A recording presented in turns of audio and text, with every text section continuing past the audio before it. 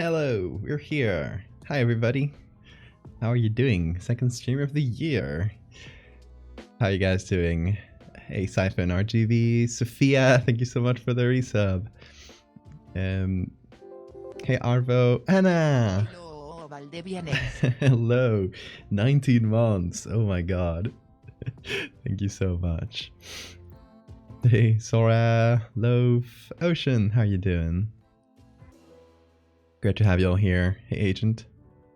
Bring the romance back into necromancy. Hey Artemis. Alright, so I figured that today we would kind of keep the theme from the second half of the last stream, because I think like that's a good idea. Let's try and take a bunch of stuff that I started and never finished, and that I was just kind of waiting for like some stream to where I had like half a stream free where I could do it. I was like, no, let's just bunch them up together and let's take some time, maybe this stream and who knows, maybe even the next one as well, to take some stuff that I either finished and didn't post because I didn't know what to do with it from last year, or stuff that just was left unfinished, and let's try to just bring that to fruition. So some of it is going to be just like finishing up an edit, like the one we started we worked on the other day with the Cuélebre, the big serpent dragon. So that one's just going to be like finishing it up. But there's other stuff where we're just going to be chatting, like we're just going to try to talk and figure out like, okay, where do we take this? Like, what do we do with this? Because there's stuff I did in the last year that I just I was originally for one thing, and then like the concept of that thing changed, so now I have images that are kind of orphaned in that way that I don't know what to do with them. So you could just like take them and bring them in a different direction, make another like a one-off story with them. I don't know, we'll chat about it. So yeah, that's gonna be, I think it's gonna be a stream where we just go through a bunch of different little concepts, maybe just do two or three. We'll see what do we have time for. We're just gonna vibe with it. Why not? So first of all, look at him. He's so sleepy. But second of all, look at him. This is a thing that I started back in the summer. I don't even recall when I started it. I just know it was like vaguely the summer. It might have even been earlier than that. But I don't know. I started this. I think maybe I worked on this for like half a stream, and then never really had time. It's always like being on the back end of like, oh, whenever I get some free time on a stream. Hey Robo, thank you so much for that 5-month resub. Hell yeah.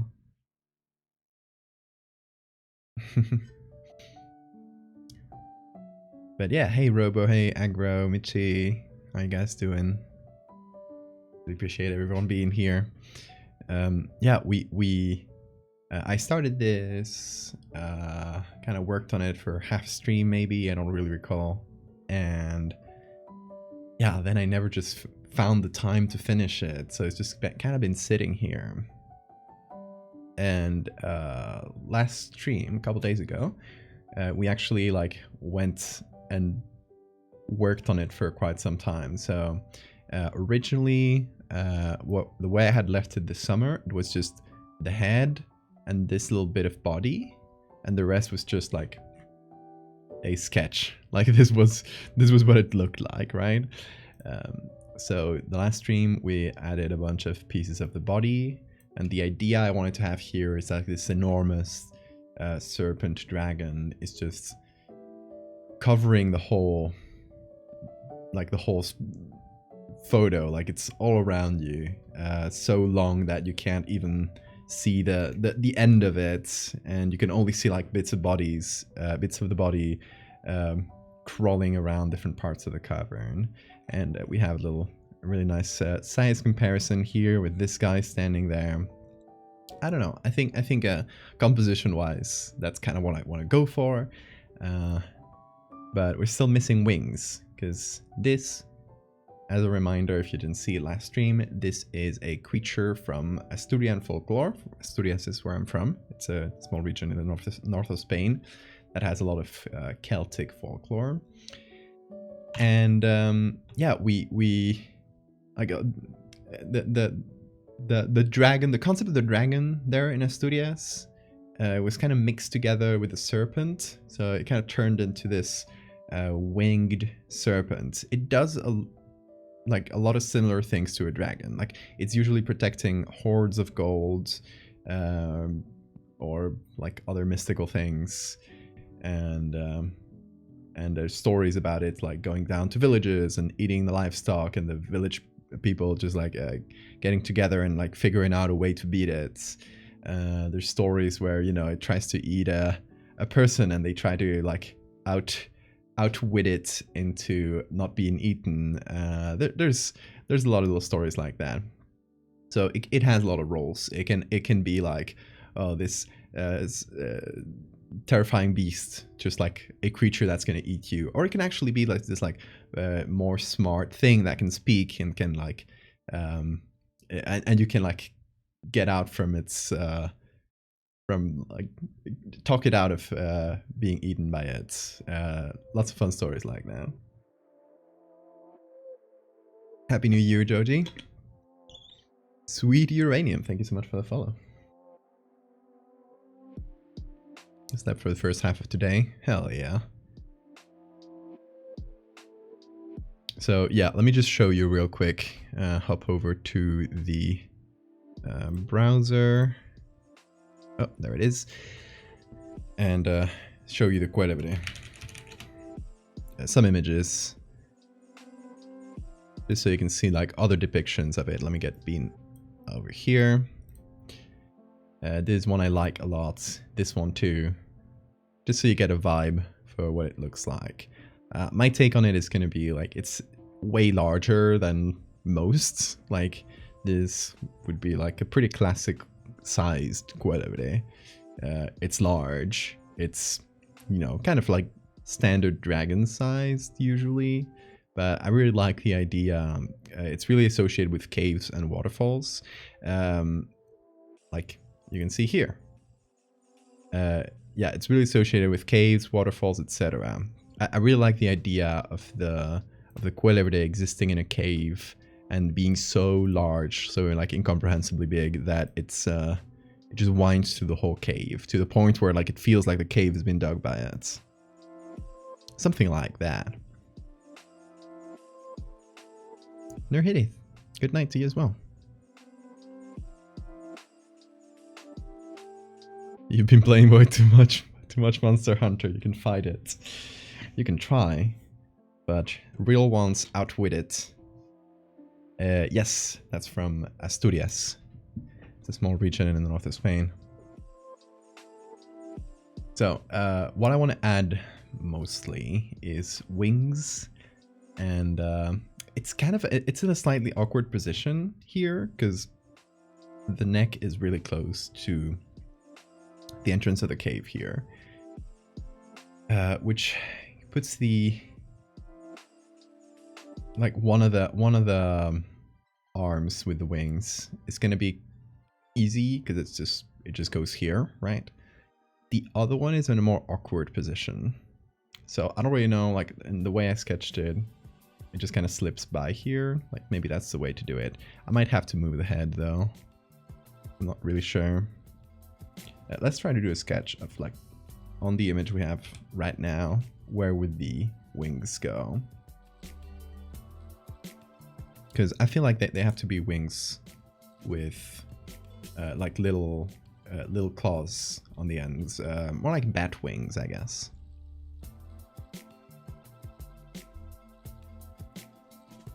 Love the sketch. Yeah, my sketches are really shitty, but they work. I gave it angry eyes, which is it's fun.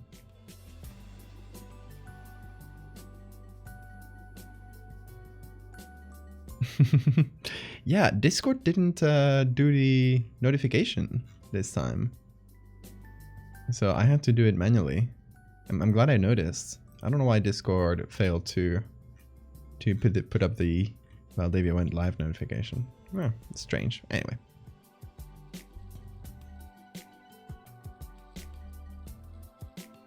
Okay, so in order to have arms, I don't want to have like the arms pop out like this. I guess I'm gonna do black. There we go. I don't want to have the arms pop out like this because that would be strange. So it would need more of a, I guess like a thicker area around the joints to kind of just do like the back muscles basically. And then the arms can pop out of here.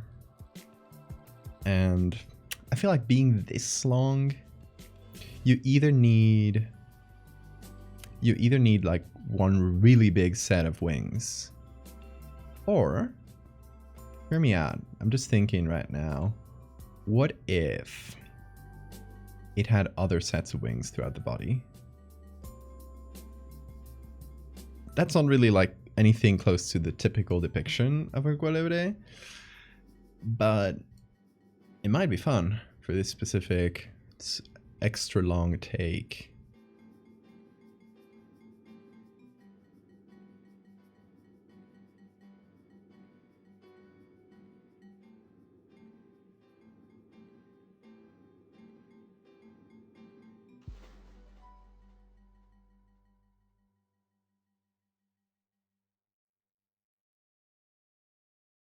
Either that or the wings are just kind of non-functional. Like this thing has become so big and bloated over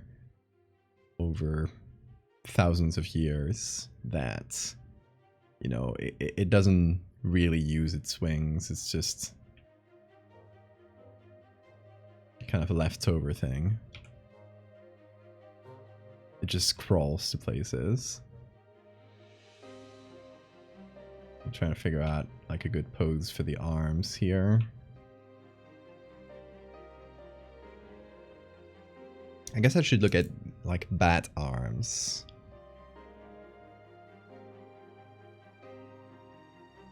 Let me do a really quick search here on my second screen.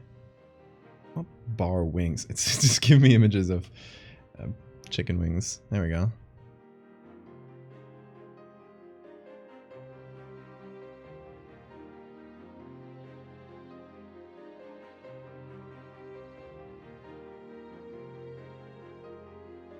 Okay, so trying to get it a bit closer to bat wings, where we have the arm here, then there's just a hand, and from the hand we get the thingies. Yeah, I feel like if we do this and the wings kind of wrap around the rock a little bit, kind of like it's pulling itself with its hands. That might actually work. I'm not sure. We'd need one small one here. Thumb goes over here. And then 1, 2, 3 long ones.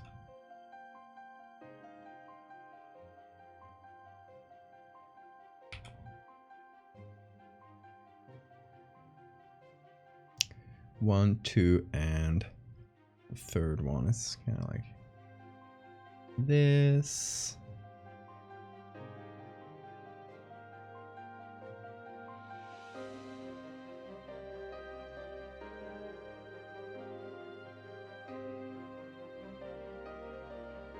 And then tie them all together.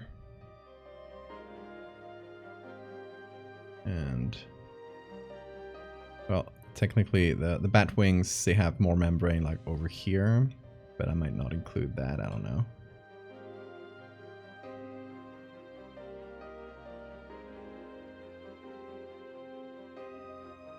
Anyway, how about this? Or something like it. I'll use real bat wings, but at least trying to come up with the idea. Like, this one's the easy one, though. I feel like the hard one would be the other arm, like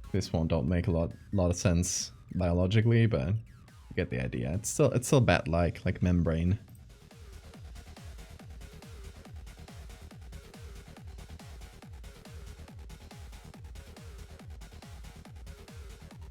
Amphipteres? Is that the one? I was trying to think of the name.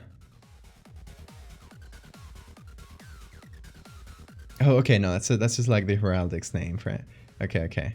Okay, there is a specific type of reptile that I forget the name of, where they have like wings. It's not really wings, it's just like protrusions on their sides, like kind of sails on their sides. And I've been racking my brain trying to think what was the name of those guys, so that I can maybe use them as textures on the membranes of the wings. Like use a bat wing and then just add a bit of that scaly texture. But we can use any scaly texture, it doesn't have to be that thing. The flying lizard ones, yes. The extant, the current non-extinct ones. Hey Cass, how you doing?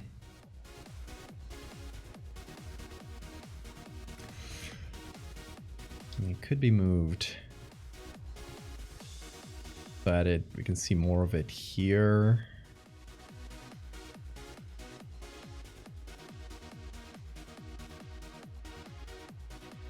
Oh, that's actually not a bad pose, because initially I was thinking this.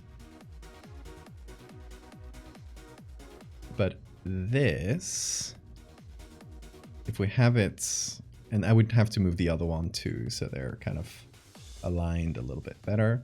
But this one feels like it's squeezing out of the passage, right? Like it's doing force with those arms, just trying to squeeze out. That might be cool. What do you guys think? The genus name is Draco.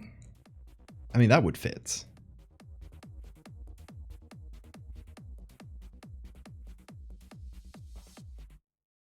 I trust you on that.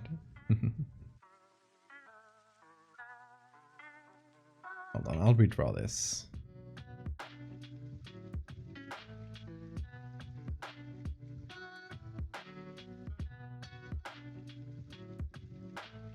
Move this a little bit closer there.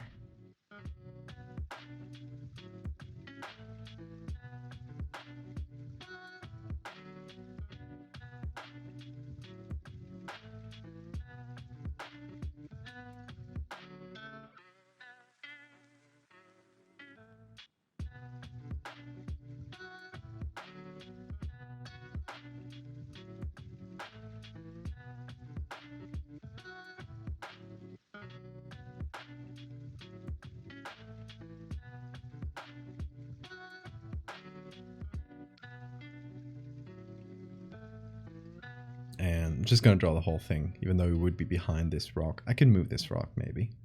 Just for better clarity on the wings.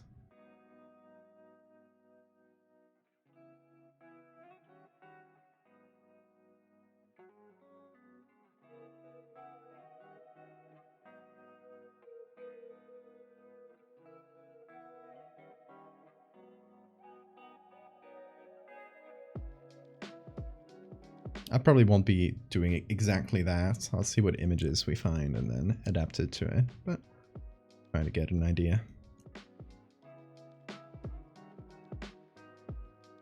Dragon taxonomy, that would be fun. I'm sure someone has done that.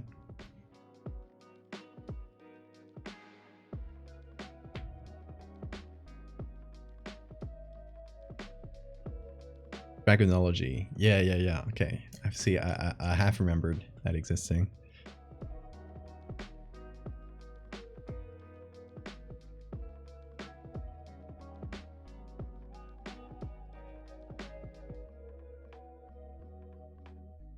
Right, yeah, that's the one I was talking about, Ocean. What's their name?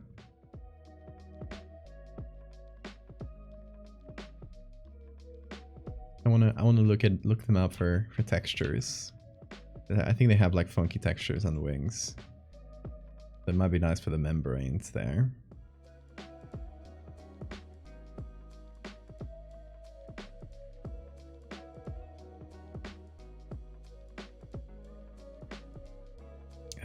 1, 2, 3.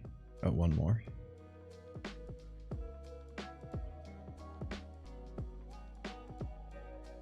Is it a flying lizard?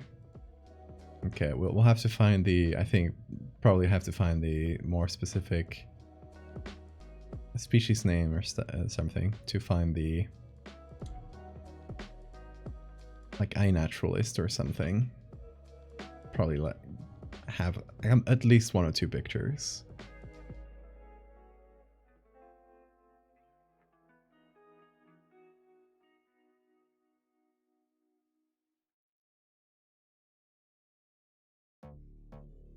Teniopterus. Okay, let's see. Look that up real quick.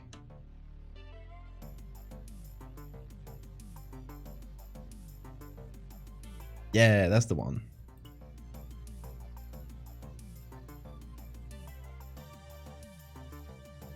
See, they're cool textures.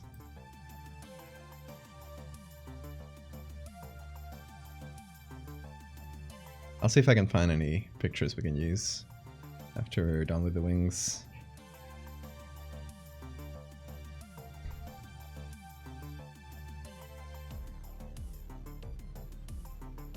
They're cute. I like them.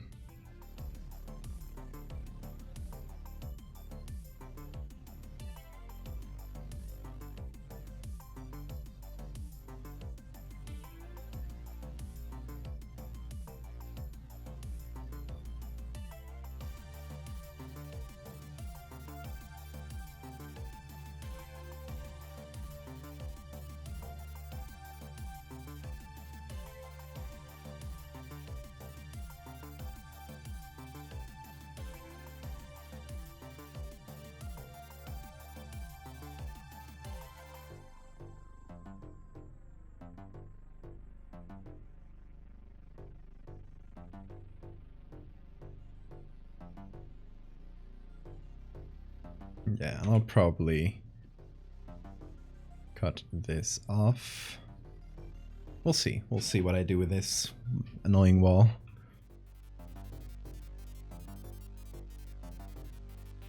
Okay. That said, let's try to find some cool bat wings. And we'll try to fit them to this shape, or directly try to find some that are in a similar pose already. Okay, so we are going here. I think I might try Unsplash first, because there might be some good stuff. Okay, most of them are going to be in flight, which makes sense. Although for this one, since they're not directly in flight, it might be good to have like some more like relaxed wings. They're not fully like taut. Oh, my camera selection!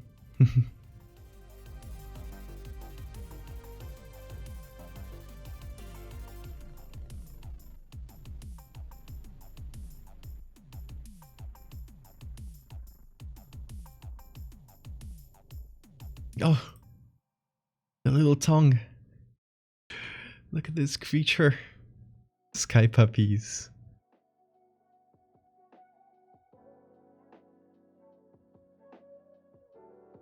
Okay, I like this one a bit, even though it's, you know, there's stuff in the middle, but we'll see what else we can find.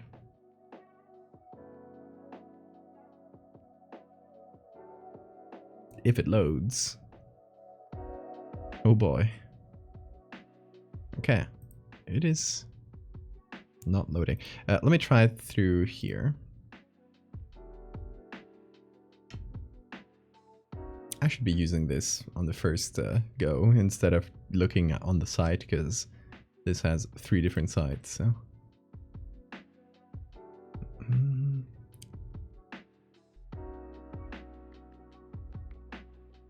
Including this really weird thing. That's Pixabay, of course it is. All the weird ones are from Pixabay. Like they allow some strange things in there.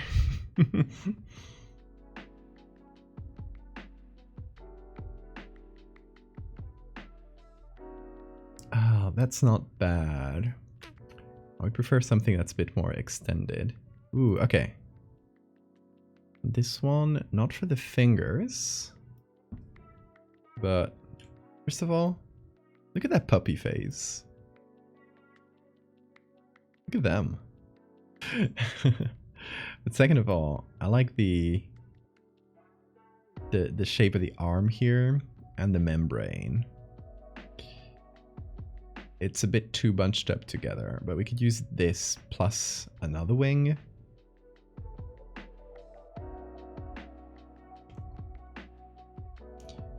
Let's see. Let me first, let me do select subject. It will probably select the wing and other stuff, but yeah, it's a good start at least.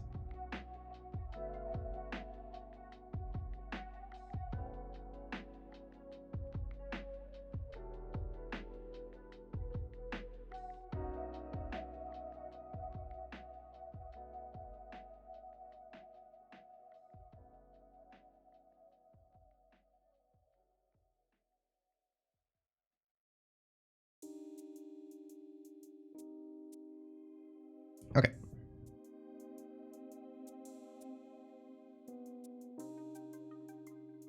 Hey Nayara. Buenas noches. Good night.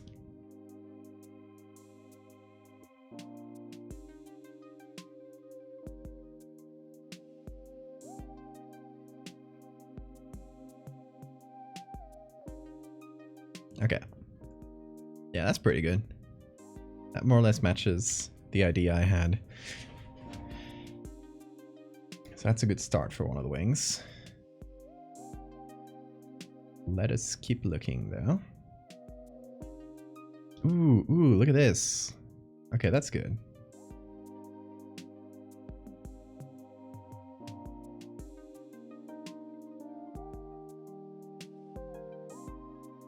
Okay, lots of Halloween stuff.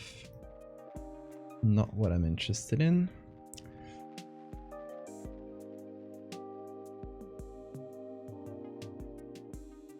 Aren't bat wings so messed up when you think about them? Aren't there... I keep coming back to this topic, but I think like highly specialized mammals, like bats and whales and stuff, they're really body horror to me. And when I see bat wings, like when I see bird wings, I feel like they're different enough that my brain just sees them. Oh yeah, of course, they're bird wings. It's the whole thing. But bats... when I see their wings, I can't help but see just very small fingers that are really, really stretched with like super thin skin in the middle, which is, it's literally what they are, but it's what I see, right? I imagine like my fingers stretching out into that, and it's like, oh, that's fucked. Body horror.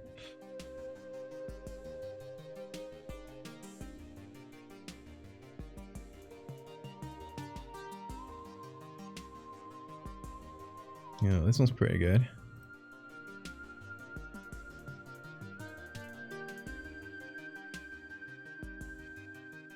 What are you doing, Bean? They're just as fucked up as bird wings if you think about it. You can see the bone underneath. I don't know, bird wings don't freak me out too much. I feel like I see them as different enough that it doesn't scratch the same part of my brain.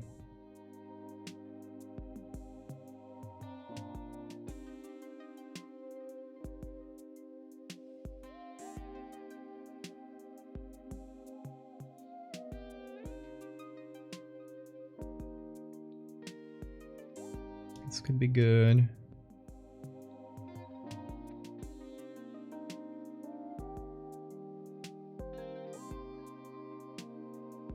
Ooh, is that a broken membrane?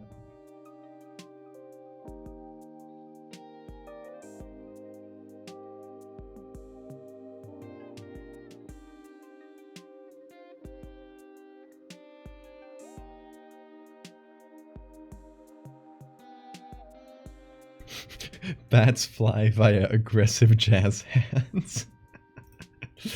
That is true.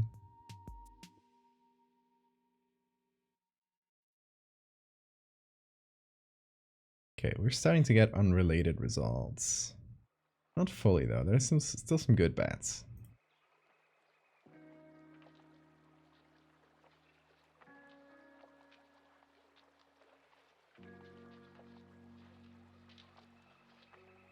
And a lot of Halloween photos.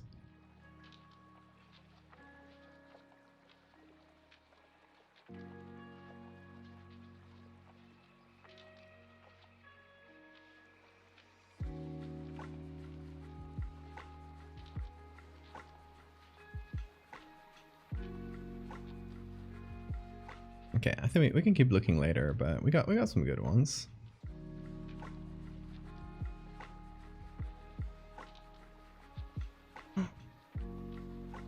So cute. Upside down puppy. I love him so much. Hey Johnny.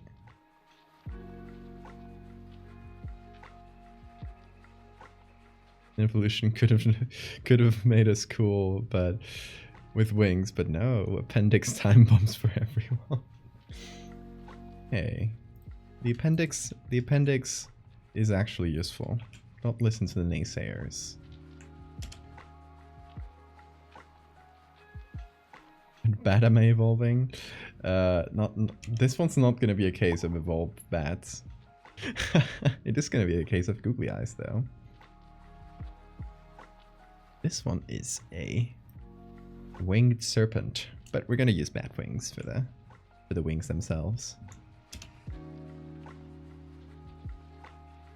If you think about it, they're pretty much already googly eyes.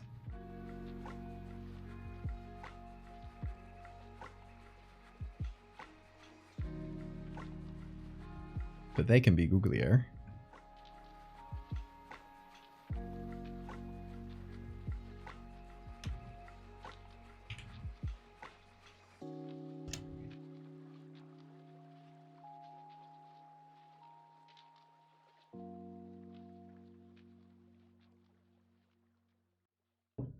I have more beef with evolution for messing up our spines than any of our organs.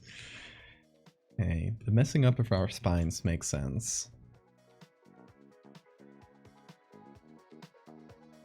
It freed 2 limbs for us to use with tools, and it made us as intelligent as we are. So we owe a lot to our fucked up spines. Googly eyes are also body horror. Explain.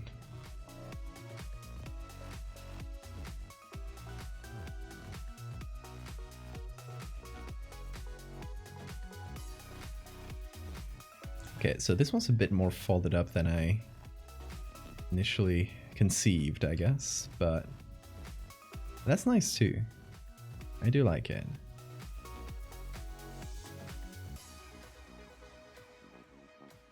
It could be on the other side, let's see. If only we had no spines like octopus. It could go anywhere. True. I guess I wasn't thinking with my full brain there. You're right. Fuck spines.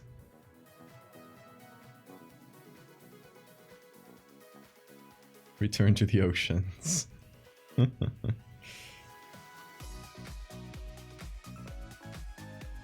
Vertebrates were never meant to exist on land.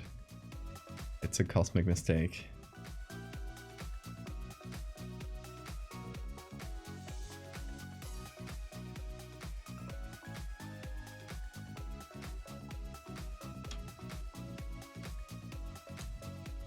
Hey Mactel, I fell asleep during the last stream. That is fine.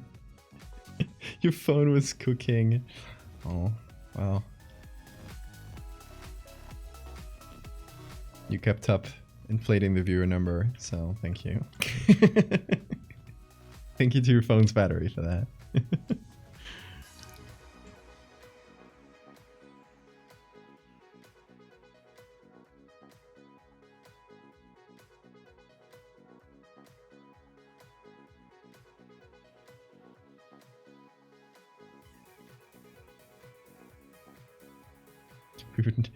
We're never to become vertebrates. Skeletons should be external or non-existent.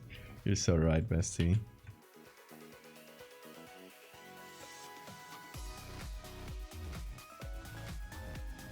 Have you ever heard of my cool friends, the Megalomorpha? They would like to word with you about how your skeleton could be put to better use.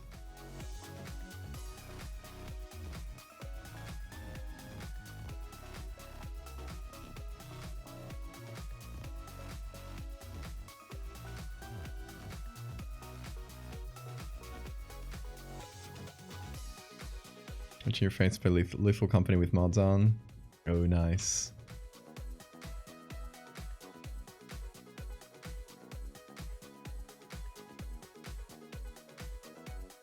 There's a weeping angel. Ooh, creepy.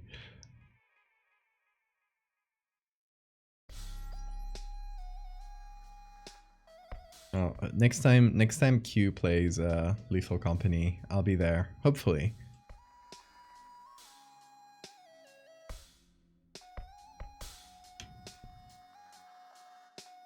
So be sure to follow Q, by the way.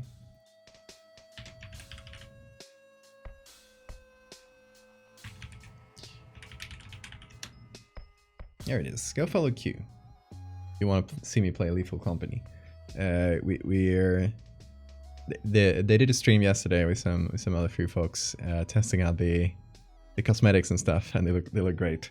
A friend has been doing cosmetics for all of us. I think he's gonna be making some, like a doctor, like that little mirror that old-timey doctors had, something like that.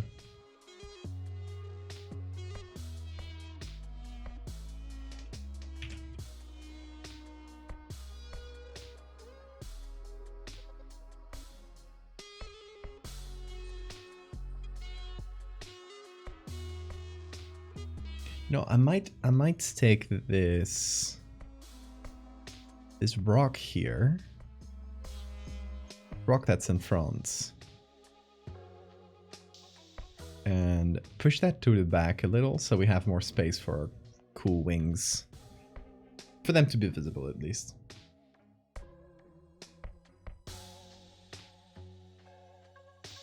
In any case, I like this for our top wing here. I think we're just gonna need to give it a little bit more space though. Just like push this to the left a bit. And we can miss like the corner of it, I don't mind that. As long as we can see the shape. And that would leave us with the other wing, where we have the arm already set up here. There's this part in the back where the rest of the wing is kind of folded up on itself, which I'm gonna remove.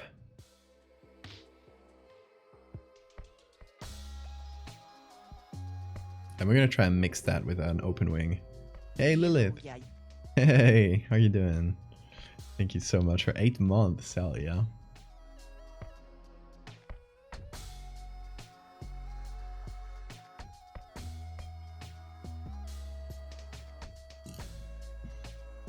And remember to hydrate, everybody.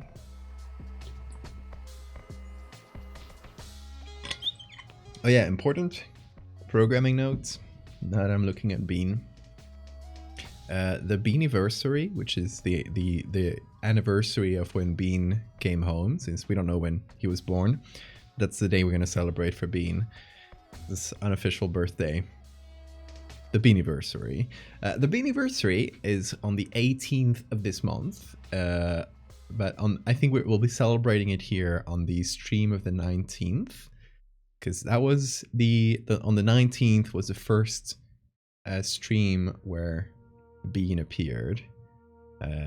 Shortly after being rescued, he was literally right here, like on the sofa that's next to my table here. That's where he spent his first night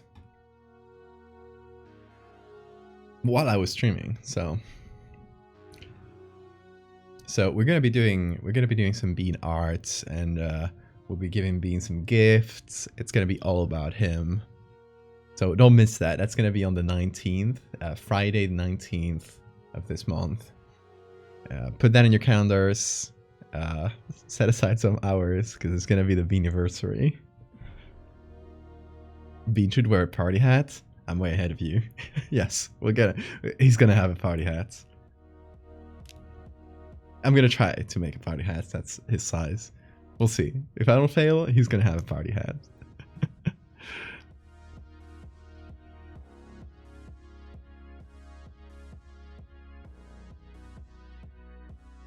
Somewhere in the Beaniverse, there's a bean artist with a pet Valdevia.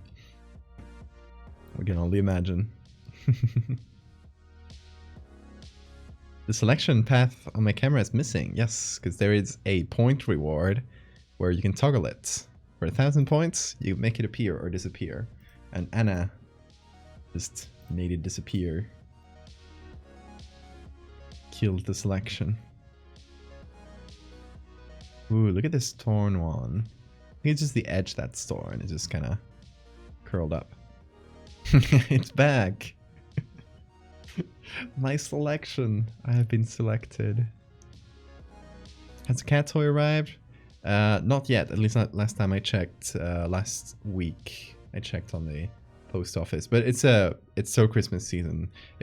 And here Christmas season is up until the 6th. So this week is still super busy because in Spain, people don't typically give gifts on the 25th. Kind of depends on the family. Some people do some gifts in both, but typically gifts are given on the 6th of January. That's the day where the 3 kings, like the 3 wise men, come and give the gifts. We don't have Santa here. Well, there is Santa, but that's a later introduction.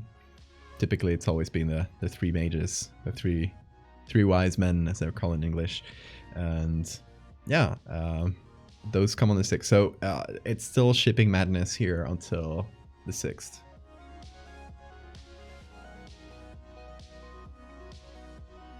So yeah, it'll probably get there after, I assume.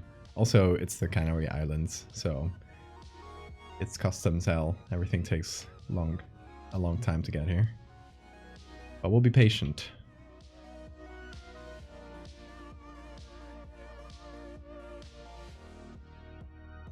Okay, let's see. What can we use for the extended wing? Oh, this one's pretty good, the way it's kind of coiled up. Let me try it.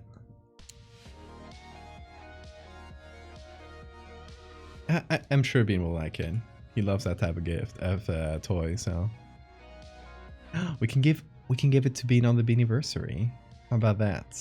If it gets there before then, which I hope. Better.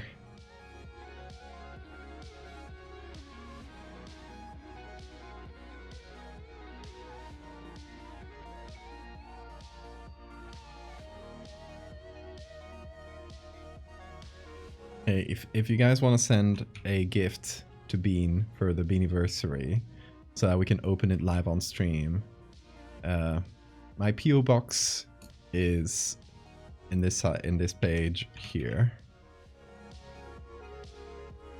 You can go to that page, find my PO box, and send Bean some gifts if you want to. Make sure it's not perishable though.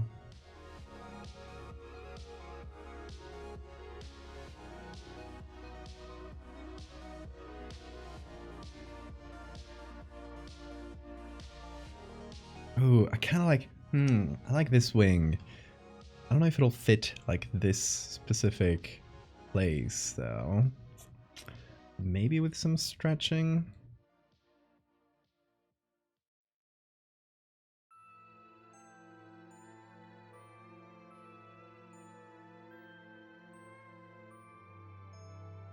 If I do this.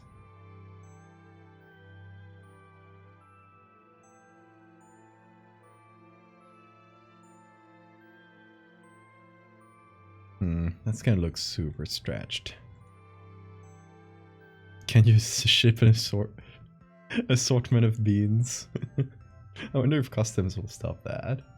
I don't think so. As long as they're dried beans.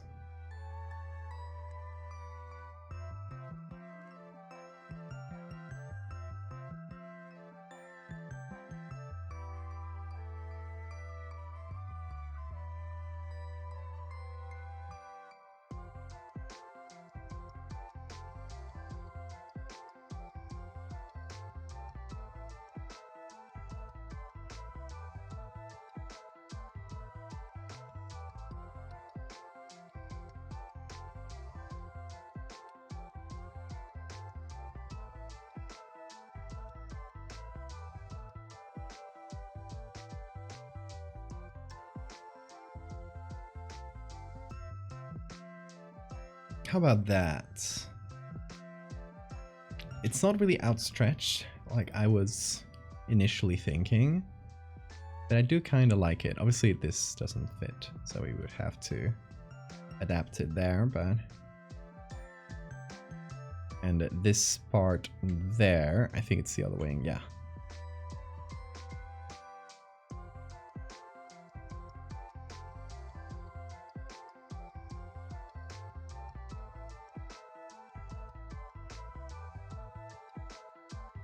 Where is our sketch?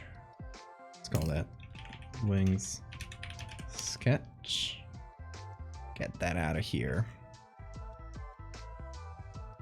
Okay, I do like that. Oh, it just fell from my hands. I do like that.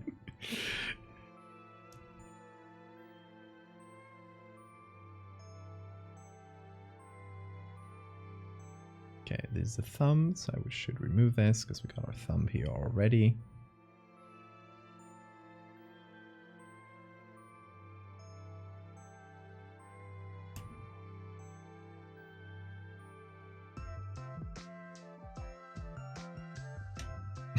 Me clumsy? Never.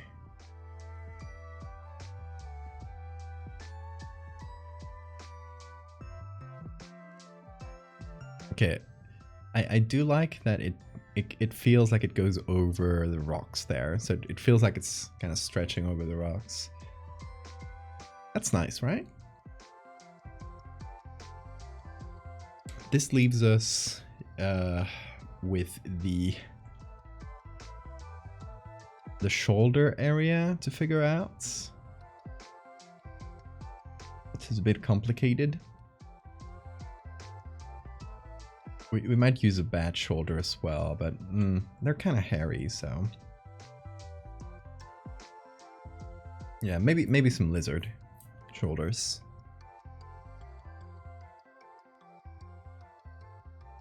We're on the Cuélebre, yes. Careful. Cuélebre just means snake. Cuélebre means this mythological creature. Oh, I got a book. Hold on, I'll show you the book. I showed it back when I started working on this, but I got this book on Asturian folklore and mythology that has a pretty cool illustration of how the snake turns into a Cuélebre, because it's originally a snake. Depends on the story, but sometimes it is. Put it back here.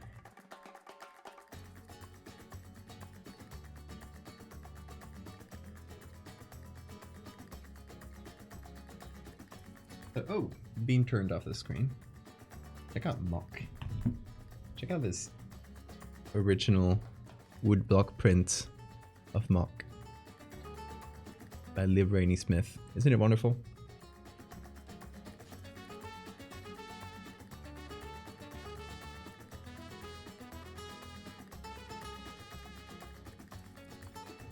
The book. This book is by a guy who researches folklore in Asturias, and also does the illustrations himself. So some of them are, you know, kind of campy, but some of them are actually really good. He did one of the Cuélebres that I showed you before, I think. But in this page here for the Cuélebre, oh, let me just put on the screen, the big screen there. Hey Bean, you want to see the Cuélebre as well? He saw me move around. He was like, ooh, activity. This is the Cuélebra turning into the Cuélebre. And I do want to add some of the details that we can see here, maybe. Those are not like necessary. I think that's just like a flourish by the artists. We just wanted to make it look more dragon-like. But I do like it. Hey Bean. Ooh, Bean loves the Cuélebre. Look. He's looking at it. He's smelling the book. It smells like book, indeed. Yeah. Oh yeah, he's marking it. He's marking it with his smell. He's like, this book is smelly. Let me make it mine. God. He's reading. He's learning folklore right now. Oh my god, he's so focused. Hey Bean, what you reading? Are you reading about the Cuélebre? Oh, yeah, yeah. He's using the book to scratch himself. Honestly, the best use for a book. Hey, no. No, okay. Now he's trying to eat my sweatshirt. He just found the hoodies. Things. Don't know what to call these. Ropes, whatever. I'm gonna pull them inside, because otherwise he's gonna obsess over catching them. He wants to eat the book. He wants me to turn the page. Oh yeah, right. Sorry, Bean. I thought you were still on this page. Here, do you want this page or do you want one with the drawings? You want to see the next drawing, perhaps? Let's see. I'm pretty sure there's another drawing over here. Oh, look at that! Look, Bean. That's a knight. It's a knight hunting a Cuélebre. Isn't that cool? Why are you... Hey, that's my hoodie. Anyway, that's a knight killing Cuélebre. Many such stories. Pretty typical. It's pretty typical dragon stories. Okay, Bean. I see you like this book, or do you just like me to present you with toys? That it's? Yeah, that's it. Clean up your eye boogers. Give me those, give me those. There you go. The drawings are great. I love it because he's both doing the art and all the research for those books. So cool guy. Okay, Bean, do you want to help me out? You want to hop over? You want to hop over? I'm gonna do a trick that makes him hop over faster. I just like pet his back a lot, and that usually like makes him hop on my shoulder faster. No? You're not gonna do it? Maybe he doesn't want to. What's the book's name? It's called Mitología Asturiana. Asturian mythology. The writer is called Alberto Álvarez Peña. He has a lot of books. I think he has books on the Cuélebre too, like longer books on like specific creatures. But those are going to be really hard to find outside of Asturias because they're published by a really small, like local publisher. What do you think, Bean? Thoughts on mythology? Bean is from the Canary Islands, so I've been trying to teach him about my own culture. But he has to teach me about the creatures he has seen in this island someday. Because I'm sure he's seen some creatures.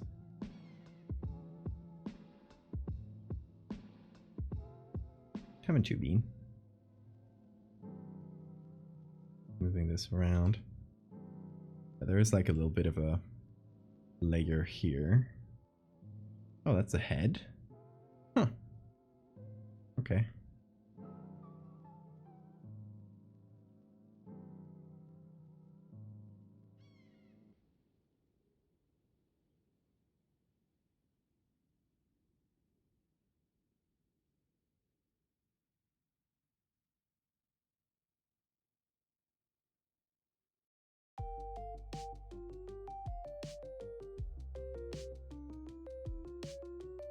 Gonna have to make up a fake ceiling here.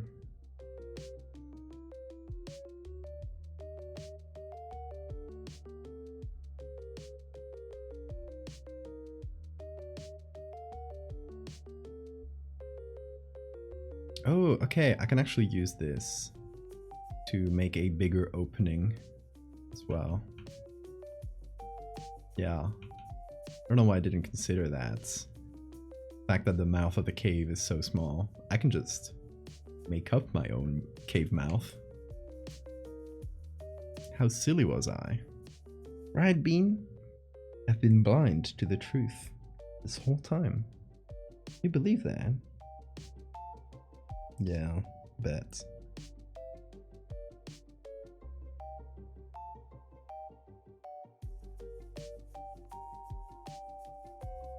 You should get a book about local mythology. It's something that's so often passed down just through word of mouth that I think it's nice to have someone just pick all those traditions up and put them in books that you can access if you know your grandma didn't tell you like folklore stories, which you know is the case for me. Like most of the folklore stuff I've heard is more like secondhand and for books and stuff because I'm interested in it, but my family never, you know, they never really told me stories about Cuélebres. You just kind of hear about it, and then you kind of have to go and seek out the stories yourself, which is, it's a shame. And I think it's one of the saddest effects of like globalization making culture like really homogenous, is that, you know, a kid will never be exposed to the stories of their own land, and then those will get lost, and that's just kind of sad. It's like up to millennia of tradition that are being slowly forgotten. So push back against that. Go to a local library, like especially look up local libraries or bookstores that that stock up like more local things, because there's usually going to be a small, wherever you live, there's going to be a small local printer that will print this kind of stuff. At least where I live, it works like this. Bean, you're so sleepy. No, you got something called Toyol. The little gremlin that counts beans. Oh, that's so cute. I love that. See, now you gotta learn about that, and then come back and tell me about it. And that way we all learn, and we all hear cool stories that we hadn't heard before.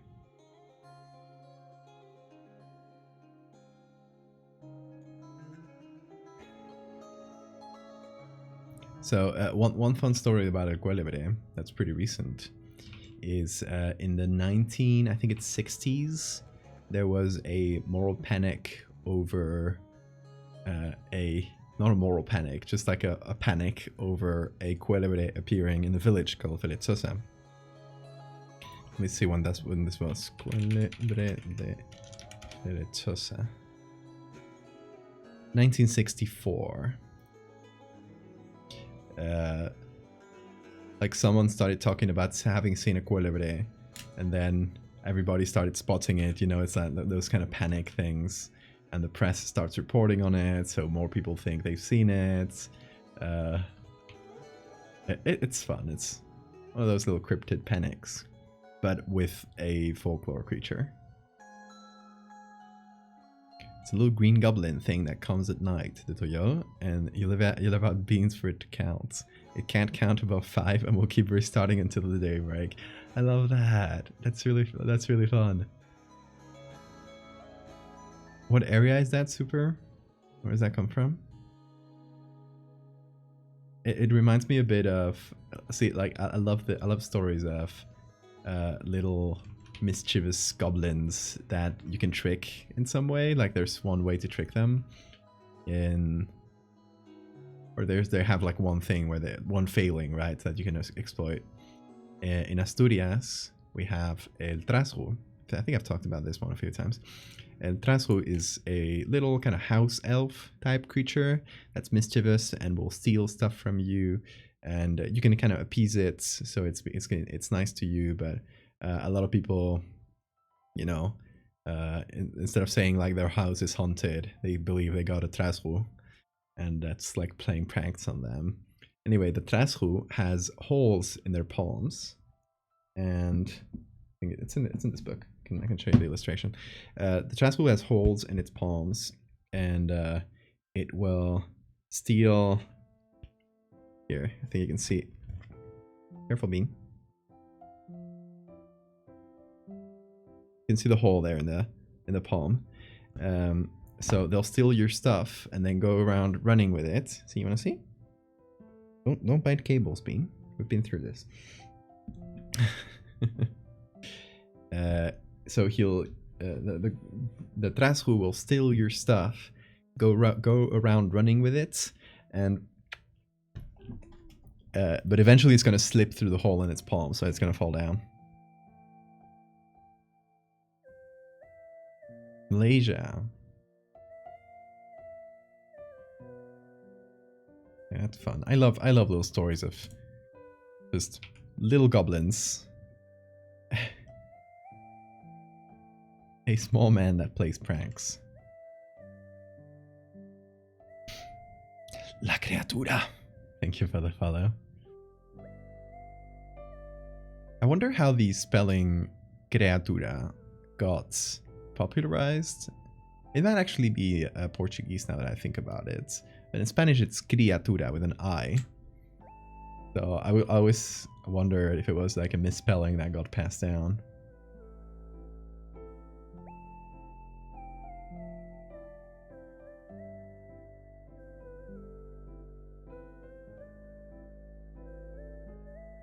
Few goblins here too. El Pomberito, I think I've heard that. There's a cute show on Netflix that's like Scooby-Doo Gang, but in Singapore. Toyo is important to the plot. Oh, that's nice. I like that. See, there should be more stuff like that. That's fun.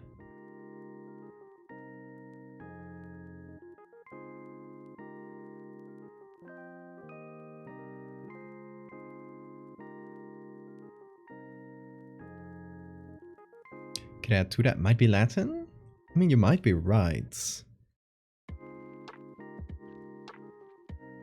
But would you say it like that grammatically? Like la criatura? I don't know. I don't know if Latin has the el and la like Spanish. Mr. Midnight covers a lot of fascinating lore. That's fun, Mr. Midnight. I'm gonna note that down.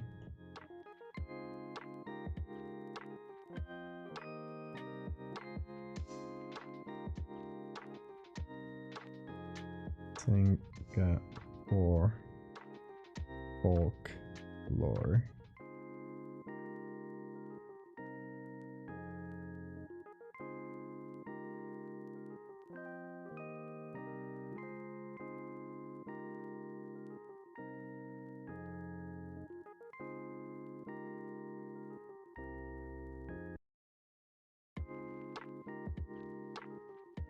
It's based on the Goosebumps style book series. Oh, that's fun.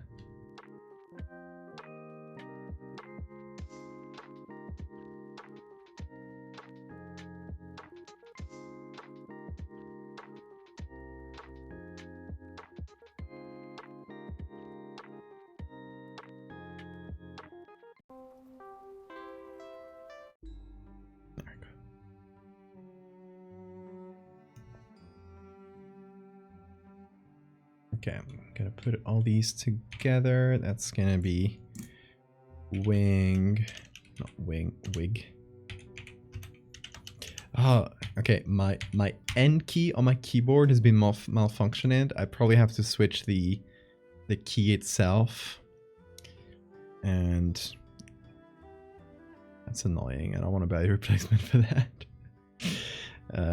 But yeah, thankfully I'm gonna get a new computer, so I'm gonna, like, while I'm at it and I'm ordering the whole thing, I'm gonna get a less shitty keyboard.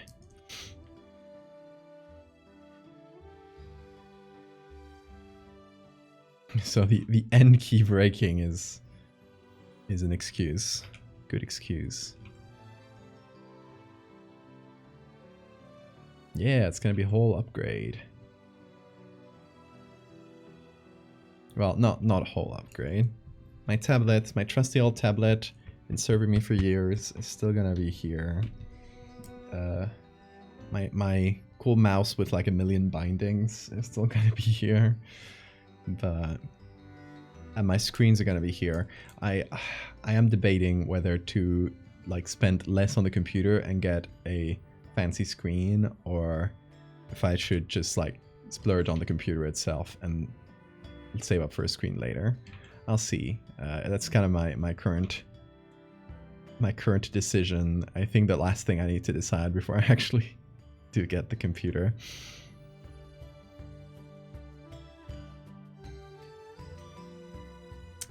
But I am excited.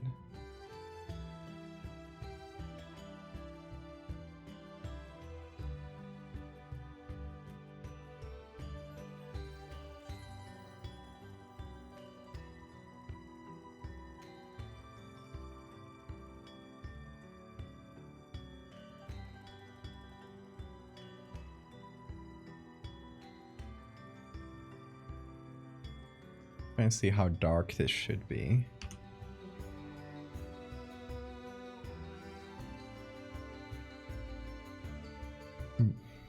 Learning in primary school about native myths.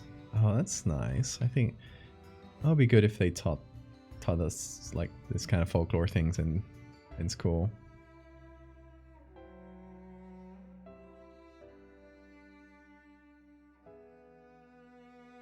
It's a good way of preserving the culture.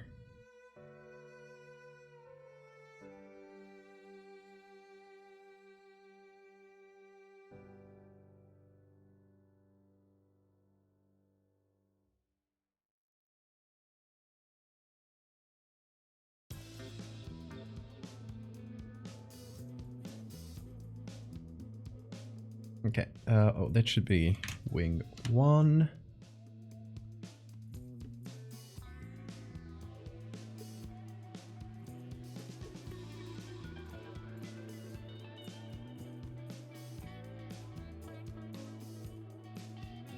Okay, and then where's wing 2? This.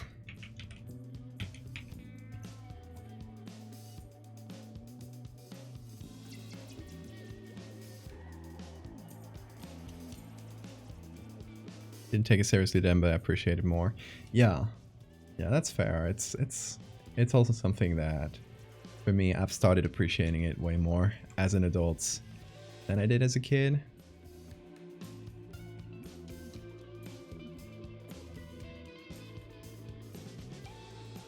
Although I did like it, but I do appreciate it like in a different way. It's just like, you know,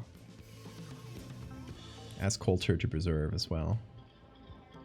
It's one of the reasons I'm like doing this. It's and doing so many folklore creatures in my work. It's because I want to preserve them. I want more people to know about them because I think it's cool. It's cool folklore, and I'm obviously biased, but I think there are some really cool creatures that a lot of people don't know about outside of Asturias that I think are worth talking about. And I've heard from a lot of people from Asturias, every time I post one of these, I get really excited. I'm like, yeah, that's my people. Of course they're excited. It's rare. It's rare to see a depiction of these that isn't in like a trinket shop, for like a souvenir shop or something.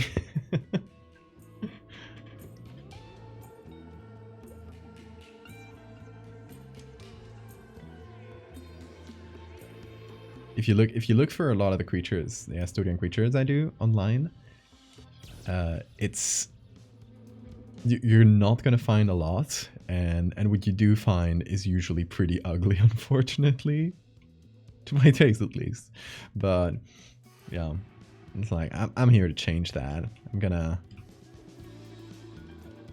let everyone know about our cool creatures and make hopefully cool art of them.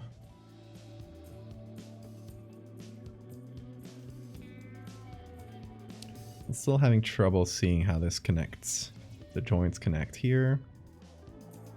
Because I guess Yeah, the bats are fluffy. It's kind of hard to see the muscle structure underneath.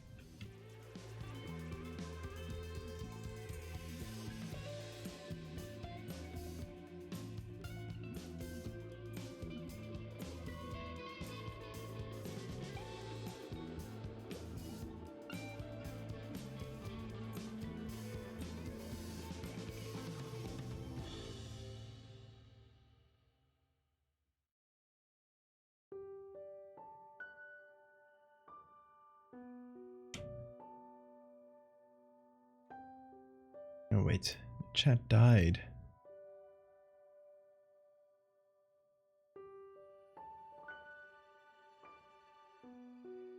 Shit, I think chat died on my end.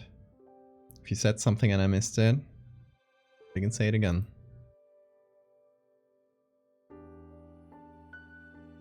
Hold on, let me just reload here. And hopefully it'll come back. Okay, hopefully it's back now. Oh.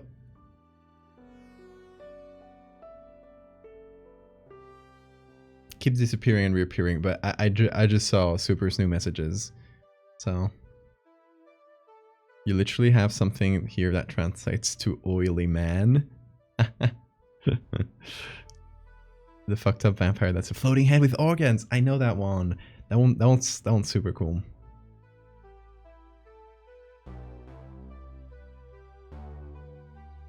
Okay, let's hope the chat comes back. Hey Pi, how you doing? I do get the messages, but I have to reload every time I want to see the new messages, which you know, isn't an ideal situation. I think it might be Twitch having a moment. But yeah. I guess I'll just hit refresh from time to time and hope that eventually it comes back to normal.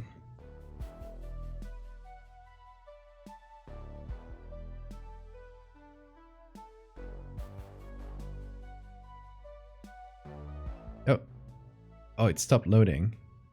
Okay. Chat. Put in some crawlers in the chat so I can see that it works.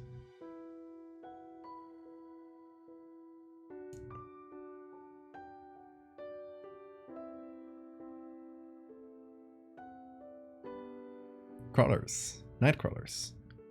Well, I can see that it works now. Because you're asking.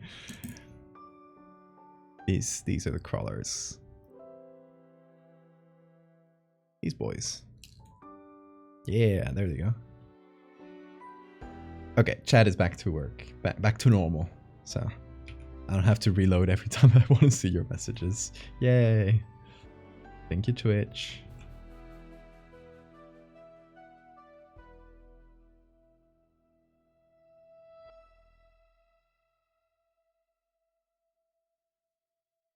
You don't have it? Yeah, you gotta be subscribed to get the emotes. It's alive. Hey, Sora.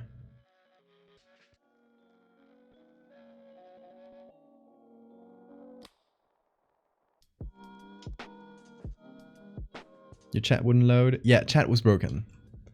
Don't worry. It was on your end. It was everywhere. I had to constantly reload to see new messages. So I think it's just Twitch having a day.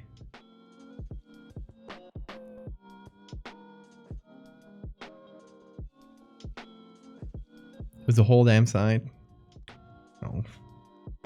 Bean, are you screaming at me now? You wanna go out? Yeah. Hold on, let me open the door for the bean.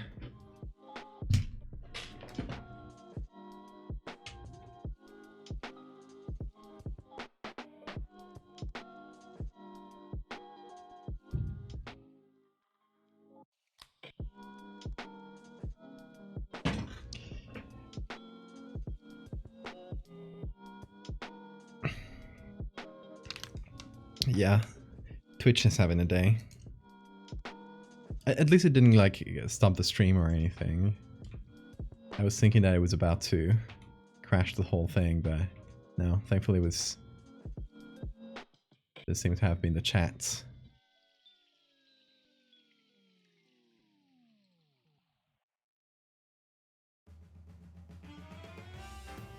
There's native folklore about giant flying head that eats people. Ooh. Up to 4 times the size of a person with wings but with no organs. I love that, Mooney.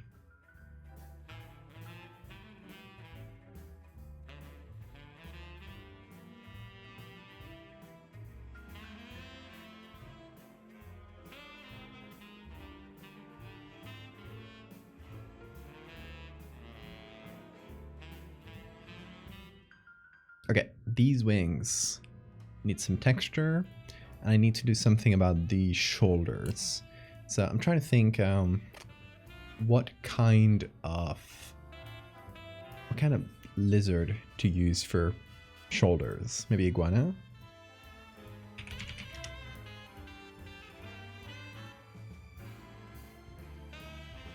They don't really have shoulders like on the top of the, it's not like us where we have shoulders in the back. I guess I can do something like that. Motor dragon.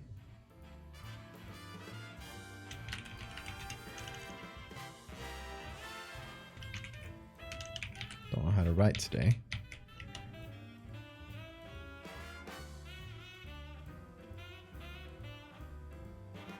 Good textures on this.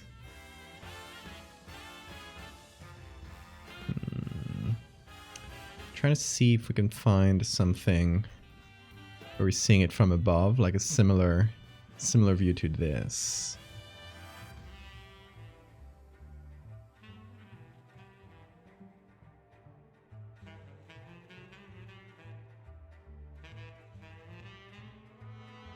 Custom Discord role. Hell yeah. Keeper of the Goop. I love that. Hell yeah. Let me make that for you real quick.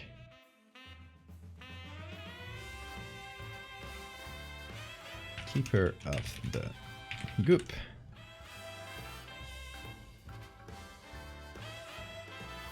Let me get that color.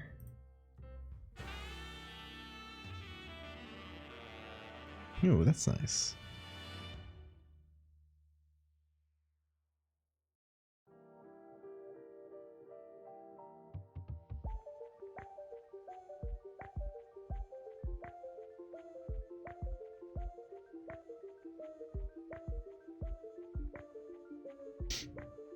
Okay, let's see. Let's put that here. And let's give it to you.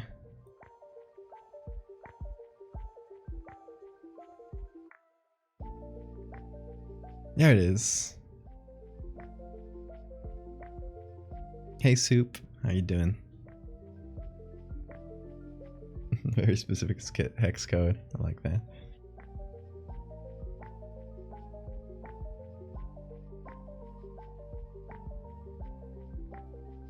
Ooh, okay. How about this? Similar-ish.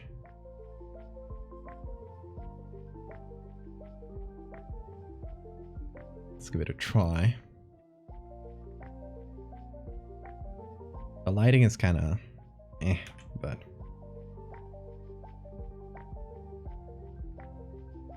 okay, let's focus that on here. Hit select subject in the hope that even with the weird lighting it works. Kinda. I just need this bit, so. I guess it doesn't. Yeah, lizards don't really have shoulders, don't they? Their arms just pop out of their sides. Kind of weird. I mean, they do have shoulders, I guess, but not in the way we're accustomed to. Unborn Create, thank you so much for the follow.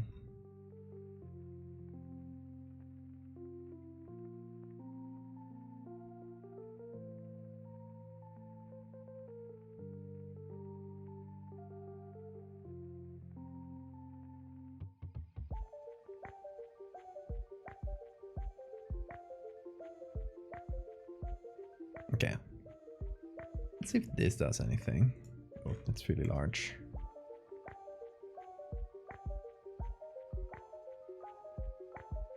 I should remember that I can just do this to change the sizes of things. But I guess I just messed it up. Now it wants to be huge. Oh yeah. Okay, I can't do that too much because otherwise it will become ridiculous. I think I might have slowed down Photoshop. Oops. Oh no, there it is. Okay.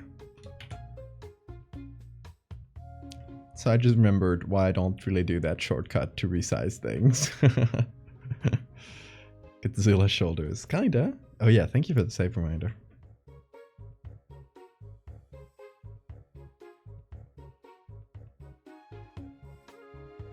I don't know if this angle is gonna work. Maybe just as a textural bit, I guess.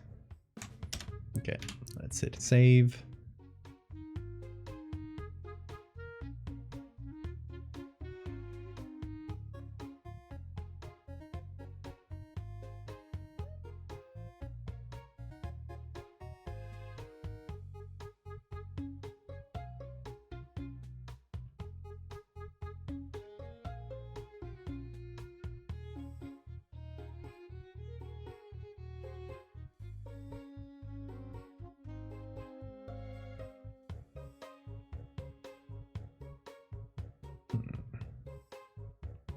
Don't know if it matches the scales on the body that well, but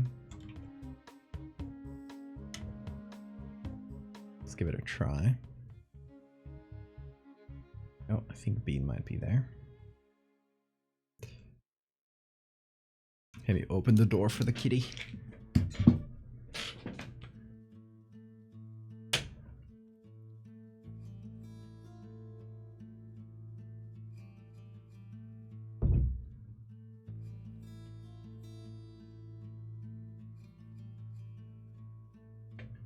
You guys hear that big scream that he just did when he entered the room? He does a little scream whenever he enters the room. I think he's just announcing his presence. Just like, I'm here. Bean is here. The most important person in the room just entered. Aren't you? Bar.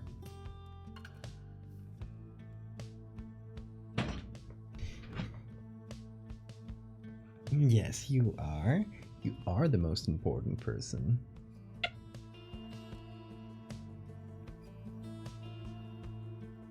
Christoph, thank you for the follow.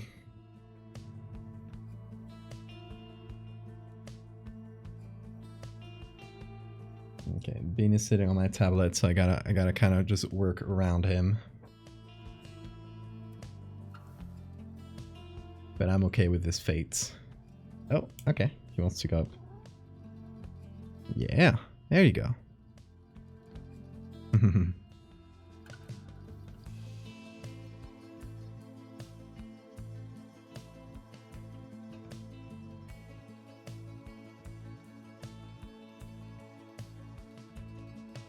Lizard shoulders.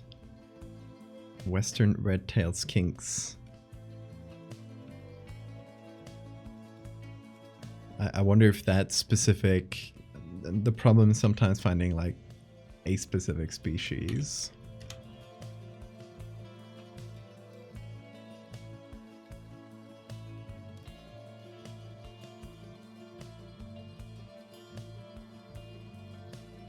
They do have the scales are closer to a snake, yeah. Maybe just skink in general. Or skink. Oh. Skip. My... Skick. My end key not working is so annoying. I gotta press it like... super hard.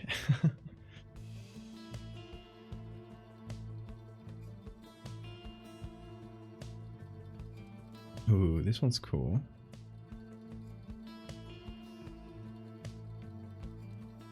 Skinks are pretty snaky, yeah.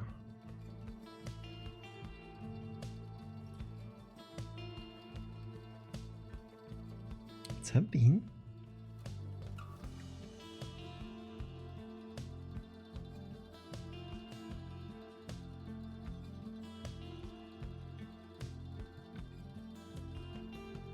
Be this one.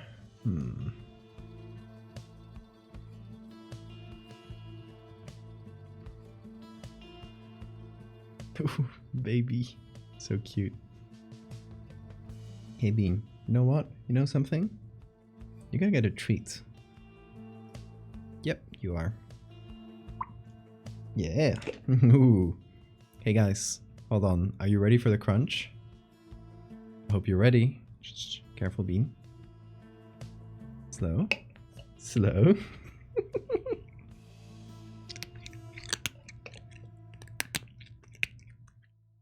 Good crunch. Hell yeah. I love how he just lunges towards it.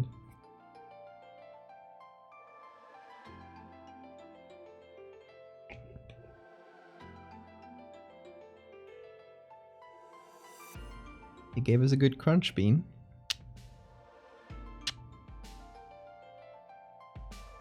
Yeah, you did. Yeah, you did.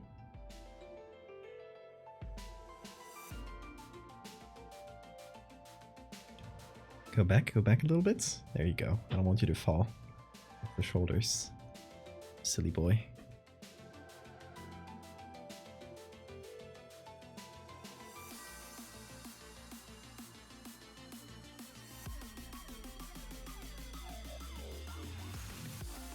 Oh, there it goes.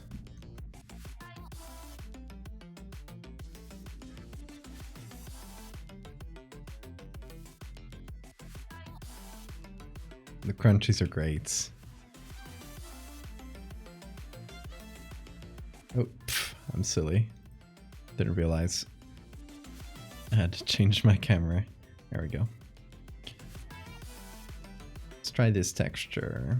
Don't know if it works angle-wise. Maybe flipped.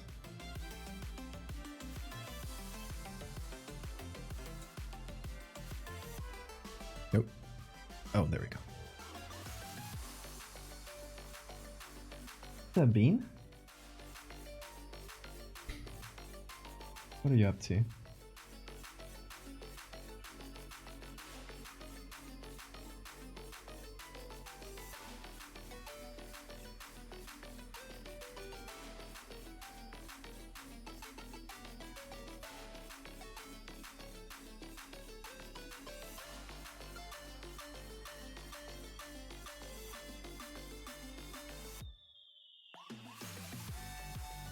You know what? That works pretty well.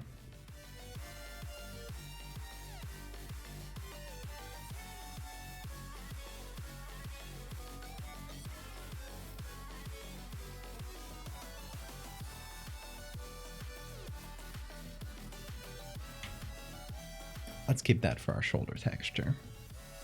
And remove the Komodo dragon. Ooh. What's up, Bean?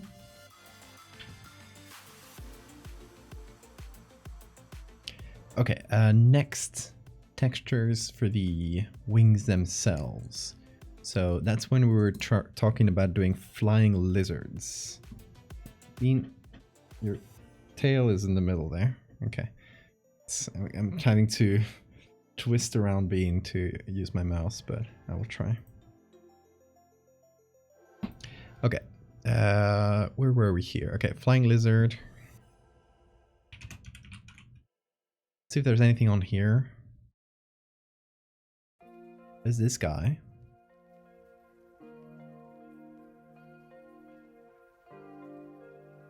Which has a cool texture. But I was thinking, to be honest, like, we don't need to use... Well... Oh, Bean pressed the key and it made it go back. Thank you, Bean. We don't have to, like, necessarily use a flying lizard for the membrane. We can use any snake texture as well, I feel like.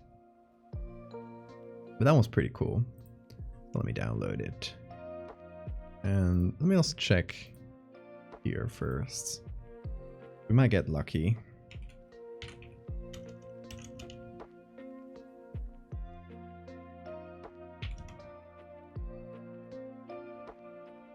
Okay, just that one. What is this?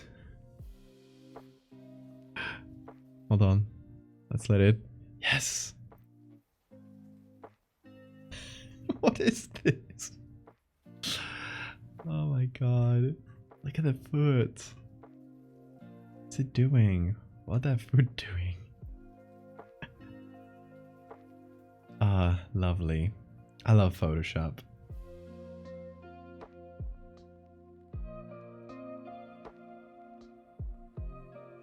She got the dogs out.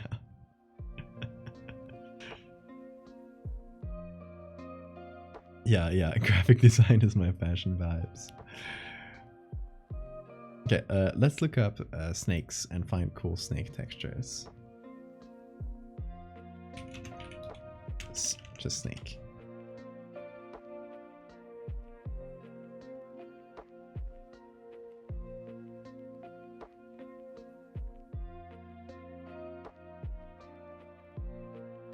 Okay, I want something that's fairly close to this with like dark spots, so like dark circles with like brighter spots inside.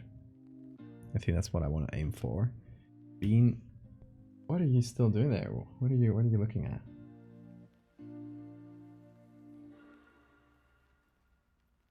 Is in perfect kissing range. Okay, this could be nice.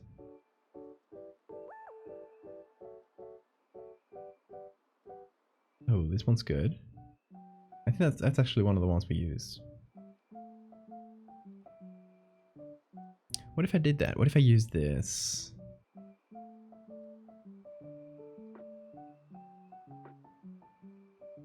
Oh, a word in Spanish.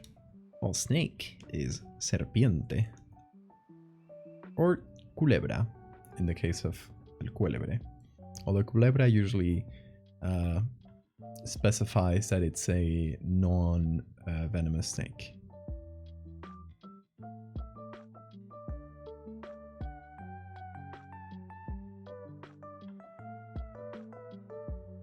But it can be either.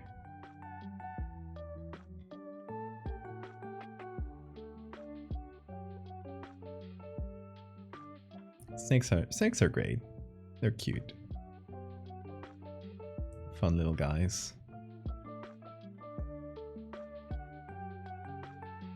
Okay, so my thinking is I could use this part up the body and have that be kind of around the center with these spots kind of radiating outwards.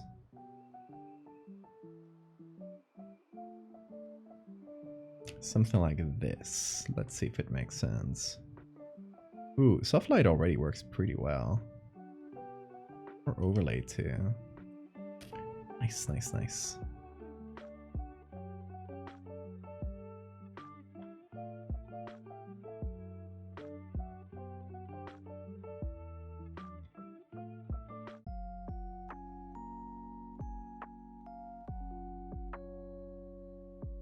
Teach me a word in Spanish. Never. What is given shan't be taken away.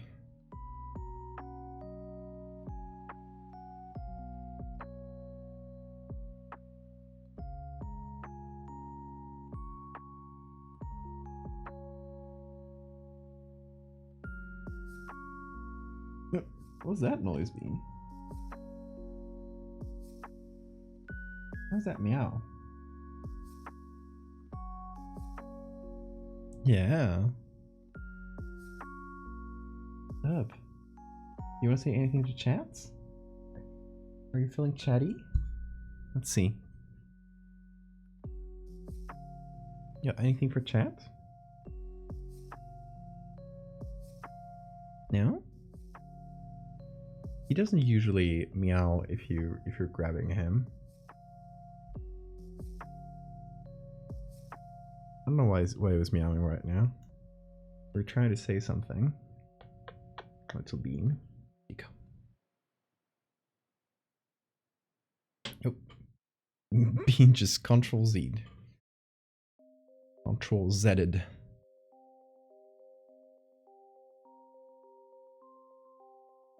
Currently on a mattress on the floor. Oh, kitty. Show us a picture of the kitty on Discord if you want to. What is he doing? He's scratching. He's scratching his scratch toy. Okay, I like this because it matches the pattern on the body too.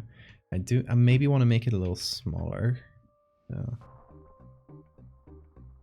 So we can see like the full pattern.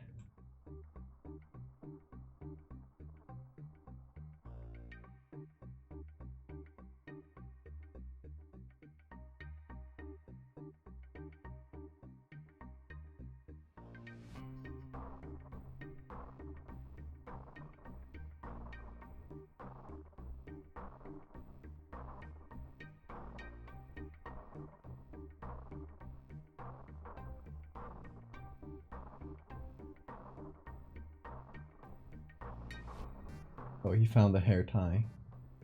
His new favorite toy. Might have accidentally left the Discord.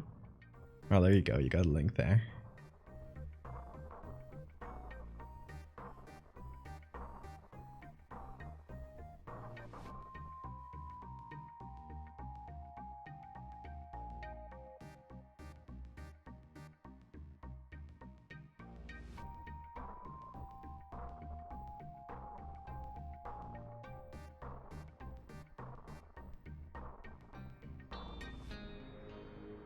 Okay, let's do another layer of these.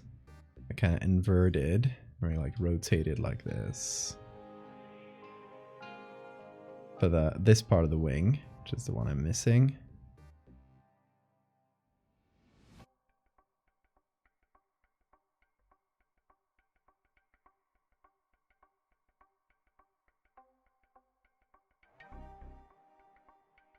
He loves that hair tie. He's munching on it currently. Ooh, okay, this bit here could be nice.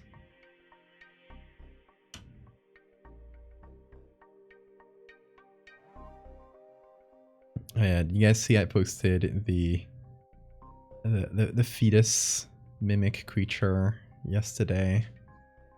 People freaked out a lot, but it had really good reception. Better than I expected for something so awful in concepts. So horrifying.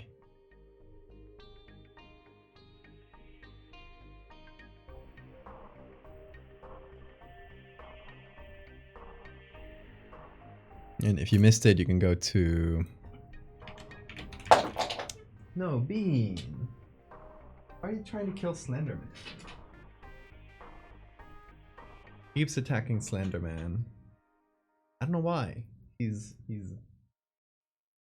hyper focused on Slenderman.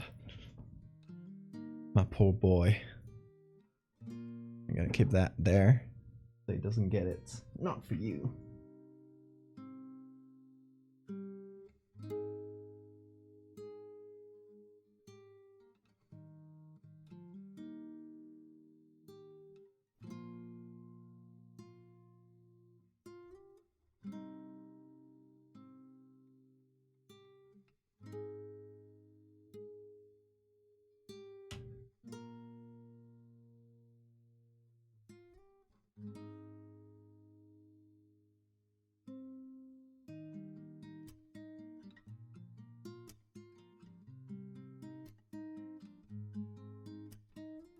Yeah, that looks nice. I like that. I like those dark eye spots on the sides.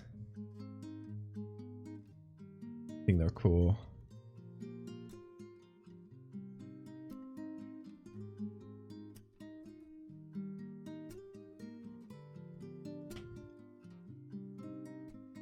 Bean? No, but no cable biting. Actually hurt yourself, dude. He likes cables. Here, hold on. I will keep a distraction toy since he seems to want to play right now. Okay, go for it. There you go. If I see him do something stupid, like trying to bite a cable and electrocute himself, I will use this. I'll keep it in my pocket, so it's kind of hanging down from my chair, and it should hopefully like wiggle around and entice him. Right, Bean? Yeah, you love that. Love the wings, thank you. Hey, Older Val. That is indeed a big snake. That is correct. But it's more than that. It's basically a dragon. In the folklore of Asturias. Yeah, that makes quite the difference, right?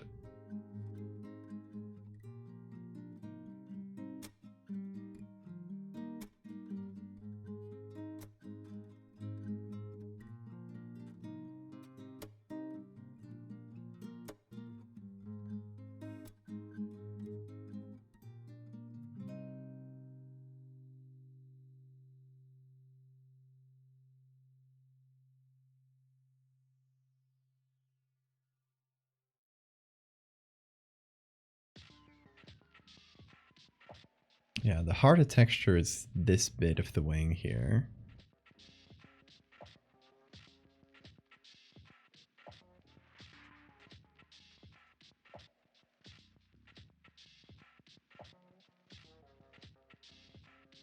Oh, it's going for the toy. Get it, Bean. You can do it. Year of the Dragon. I guess it does match. I hadn't thought about that.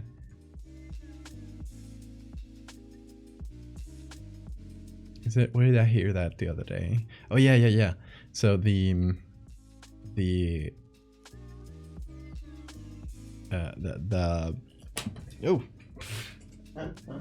womb worm that I posted yesterday, the species name I chose for it was based on the guinea worm. So I chose like the same genus as the guinea worm and just made up a new species.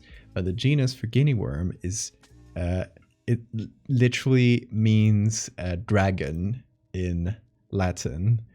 And somebody asked me if that was a deliberate Year of the Dragon thing. It's called Dracunculus something, the Mediniensis. I think that's a guinea worm. It literally means like the small dragon from Medina. So I guess I am on my Year of the Dragon theme in a way, without realizing. Whoa, Bean, going wild there. Turned Bean into a French pastry. No, don't do it to him. He's innocent, Your Honor. I'll turn him into a pastry.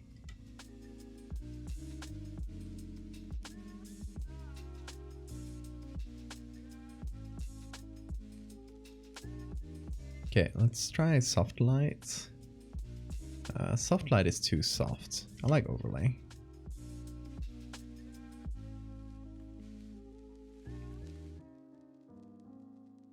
Hey, Velcro. No, you're not late. It's never late to join.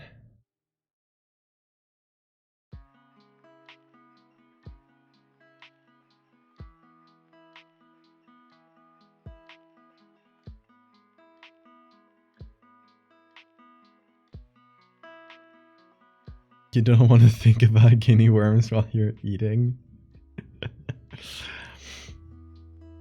I am sorry.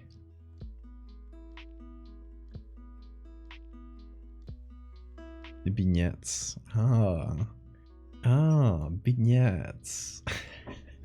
Vignette. It does work better in English and in French, but I'll give you that. I'll give you the pun.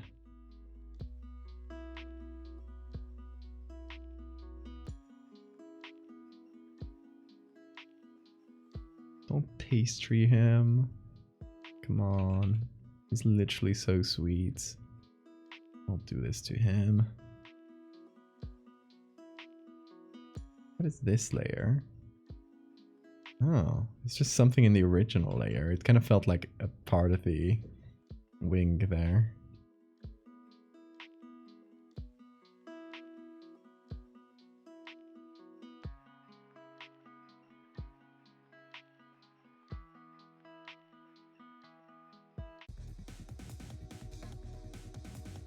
That's why he needs. Oh. Of course. It all makes sense now.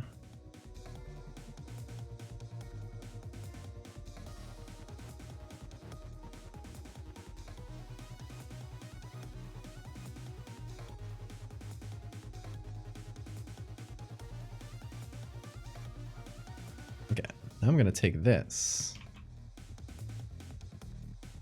I'm gonna bring it here.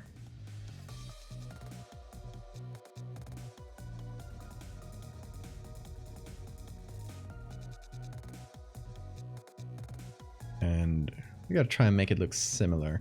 So the eye spots are around the first knuckle, right? Like here. Or it's probably, wait. How many phalanxes? 1, 2, 3. Okay, okay. Yeah, well, anyway, it's around the first little knuckle here. So that would be like around this area. With the big spots being behind.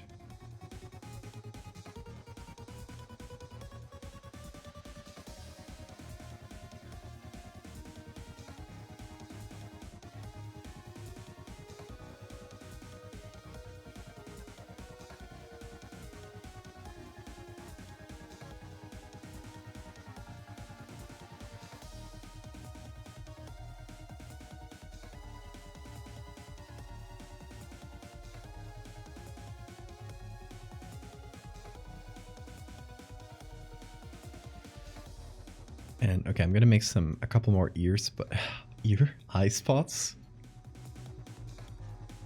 Thank you, Velcro. It is called the Cuélebre.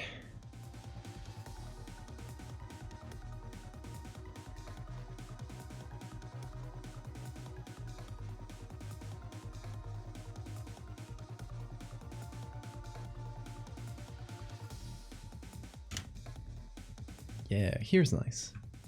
Okay.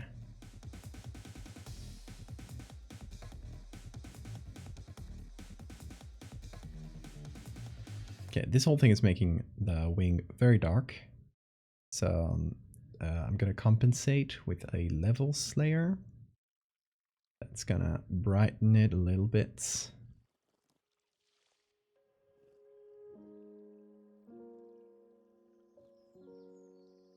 And I'm gonna soften some of the darker spots.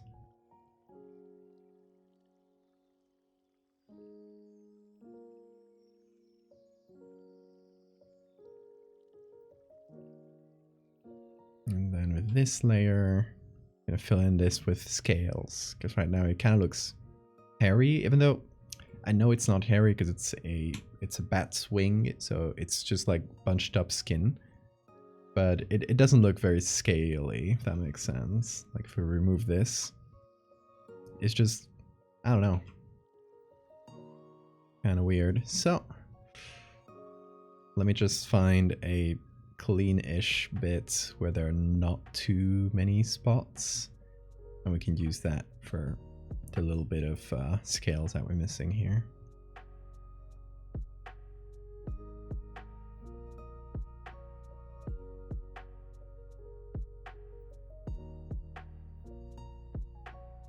What are you up to, Bean? Oh. Yeah.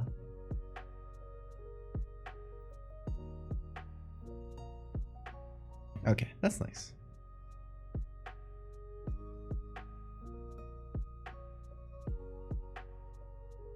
Okay, then we can take a soft light layer.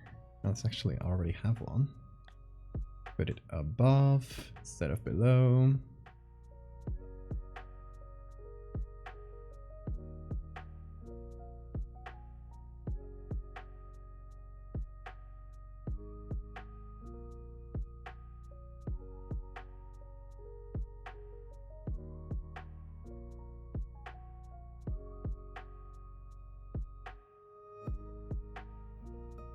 Okay, that's nice.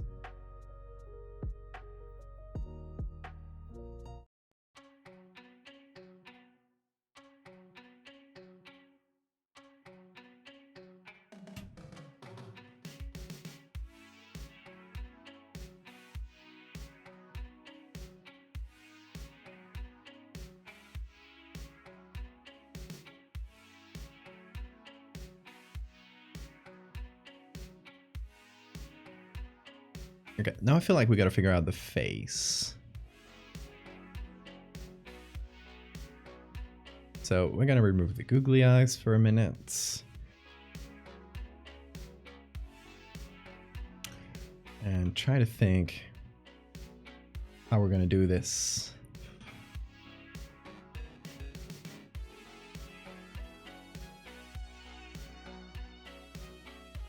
Because I think maybe the head should be smaller. Not a ton, but a little smaller.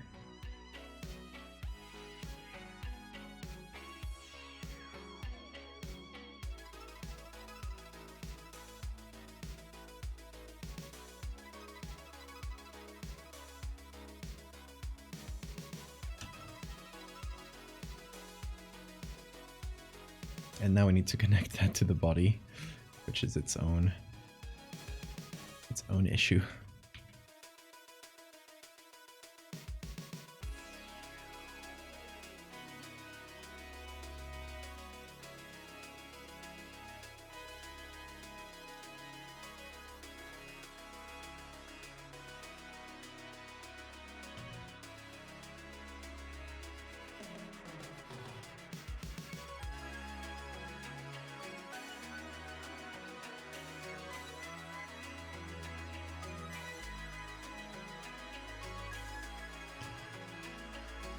Okay, then I think we need to make the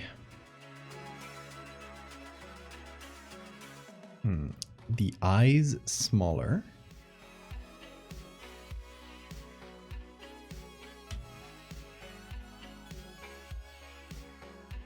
Because that's something when you scale up a creature that's like normal size and you scale it up to this sort of thing.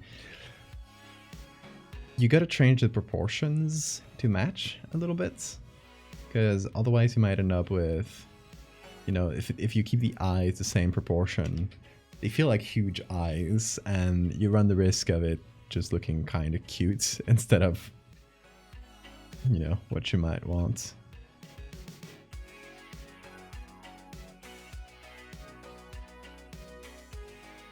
Remove this.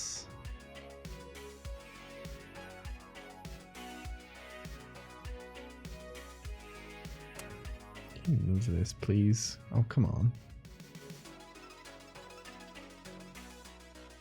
There we go.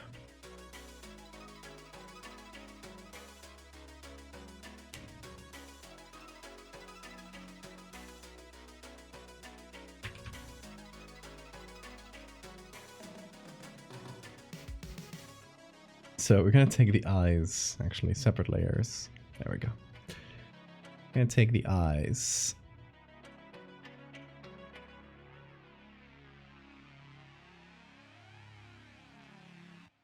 And make them smaller. I'm also gonna go to the drawing that this guy did and see what else they added to make it more dragon-like. Okay, so we go here to this one. This is about in a book about mythology from Asturias, which is where this creature comes from. I like this transformation sequence between a normal snake and a Cuélebre, just growing into this huge dragon. So I was looking at some of the elements that they use to emphasize the dragonness, I guess. So they didn't change the size of the eyes, interestingly. But I guess it started in the illustration. It starts off with pretty small eyes, so it does make sense. They add more teeth. They just make it generally spikier, but especially they add a sort of like dorsal fin type thing. So I'm trying to think like where we could take that from. What kind of animal could use? It is very cool. It's a cool creature.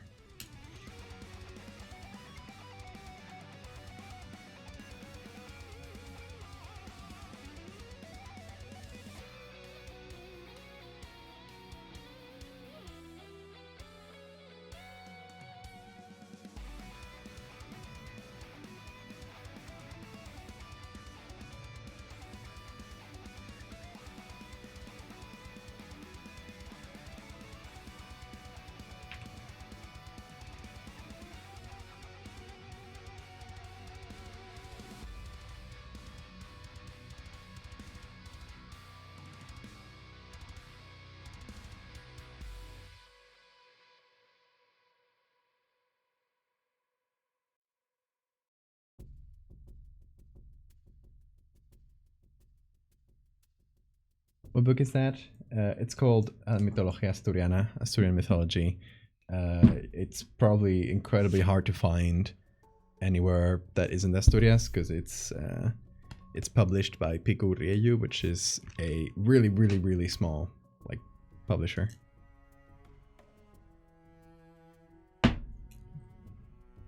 So you just gotta go to Asturias. Just an excuse for a trip. Get a cool book, see a really beautiful place.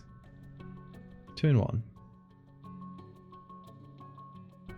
This has been sponsored by the Asturias Board of Tourism. They should pay me, for real.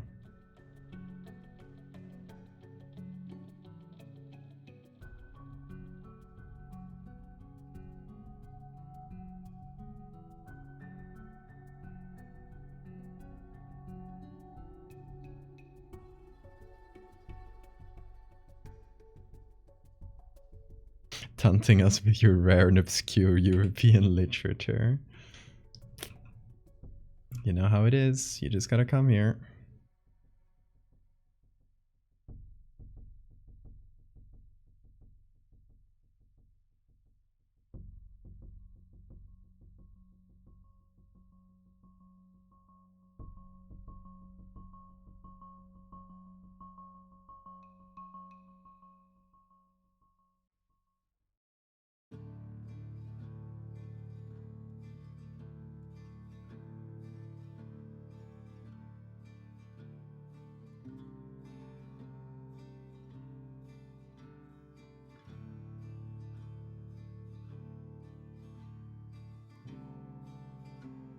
You'll go far for a cool book. Well, Asturias is a very cool place to go. I'm obviously very biased because it's where I grew up, but it is literally like incredibly beautiful and gorgeous and great food. Yeah, y'all should come. Or go, because I guess I'm not living there anymore, but I do go there fairly frequently.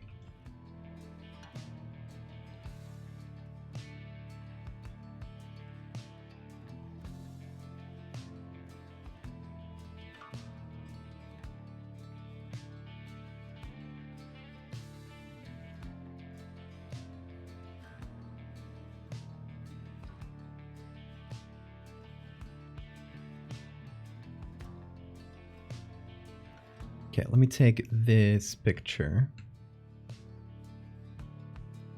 which I used for the shoulders. I'm gonna push it forward.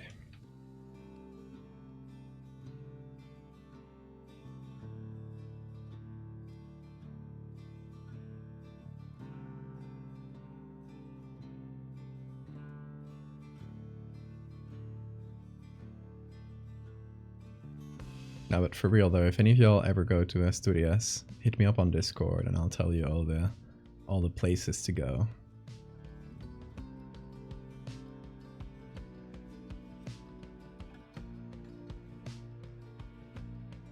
And for real, the Board of Tourism should start paying me. These streams should be sponsored by Turismo de Asturias.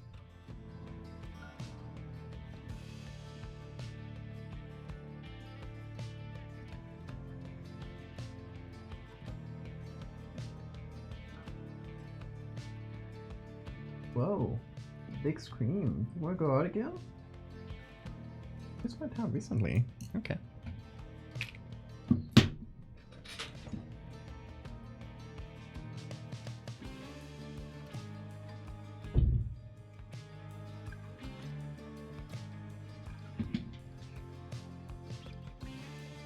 Alright. Little bean required a door to be opened. I should just teach him how to open doors. That'd save me a lot of work.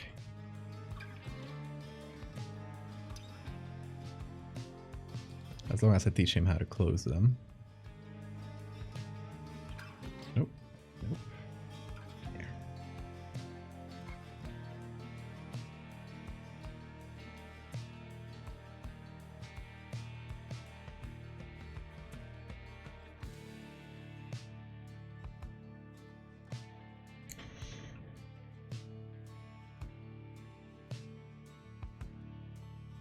Okay. Let's go to this layer, which kind of forms the base of the body, even though it's not really visible that much anymore. But this little chunk here should be darkened. And then I should just do a general shadows layer under the wings, under the head, everywhere. I guess the head is like grazing the water, but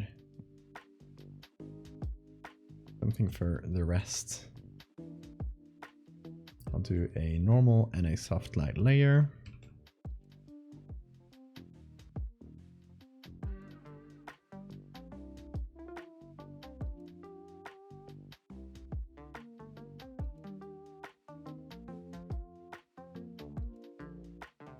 I'll use the shadow that already exists on the head as kind of a guide.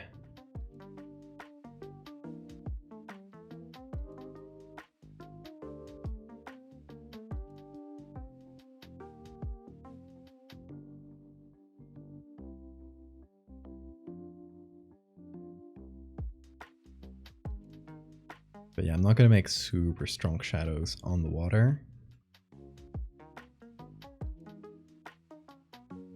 Actually, I don't know if there should be super strong shadows at all, because this guy's not casting a really strong shadow. So maybe I'll go to the head of the snake and just use a soft clone stamp brush to sort of remove that. Or even, look, let me do something. Look at this trick. I'm gonna flip the clone stamp and I can stamp from the right side onto the left. It's like magic.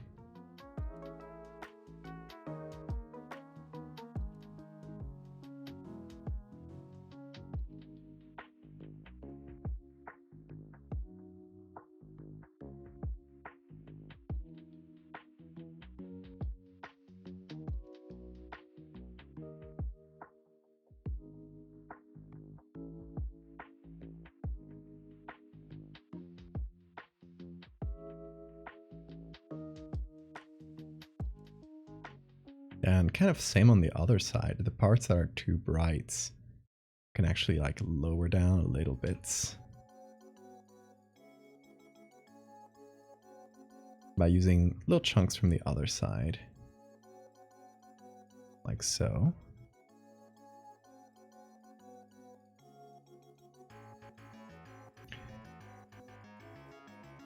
Yeah, that just gives me a softer light in general on the head, which will help.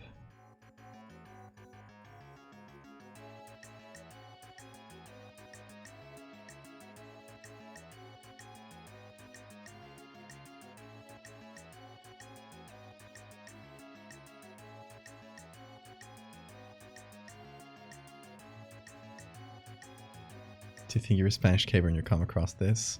Well, that means you're about to come across treasure. These things always got treasure.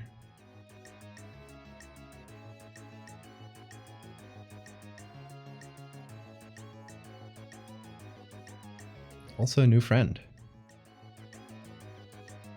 What is there? What is there to be afraid of? Just a little dragon. Yeah, it's fine.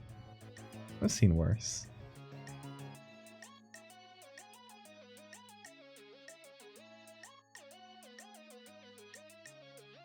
I'm sure they're perfectly reasonable too. And they definitely won't try to eat you. You definitely won't have to come up with a smart little trick to avoid being eaten by the big dragon and get the treasure. Definitely won't happen.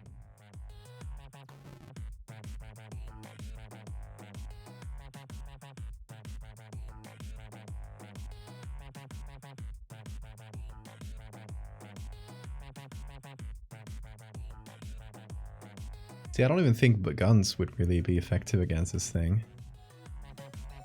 The way it's usually killed in old stories is the villagers find a way to poison it by like giving it like poisoned food or stuff like that.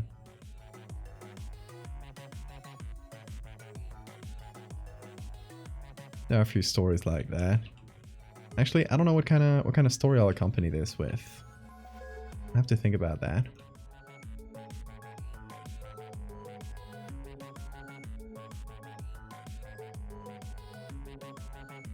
Okay, let me get to this little corner here.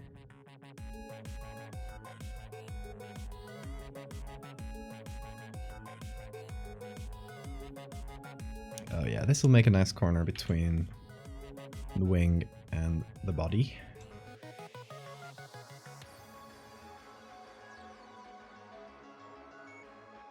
Bean, are you done? Let me open the door, see if Bean is there, because I bet he's waiting. Cheaper and better. Boy is started the goat with C4. We're making history.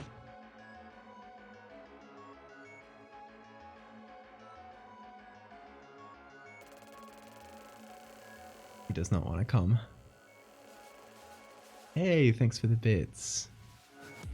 Stuff the dead goat with C4.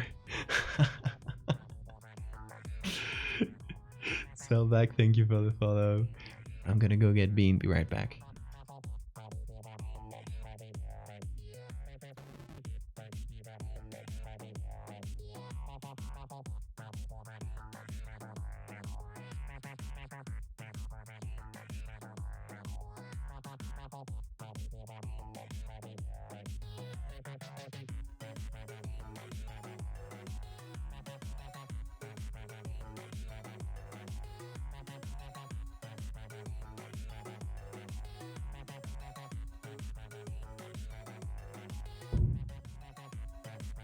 We are here.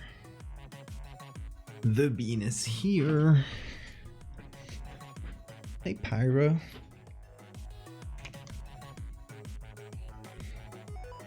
Oh, you just get down so you could climb up again? Okay, you can do that.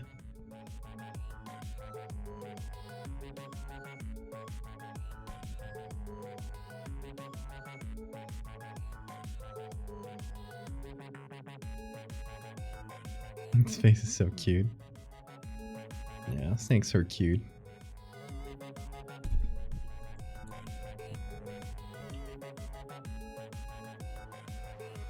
I'm sure if you offer it shiny things, he will be pleased. Collecting shinies is kind of one of its whole things. He'll be like, oh, how did you know I love these? Oh my god. That's so thoughtful of you. That's probably how that would go.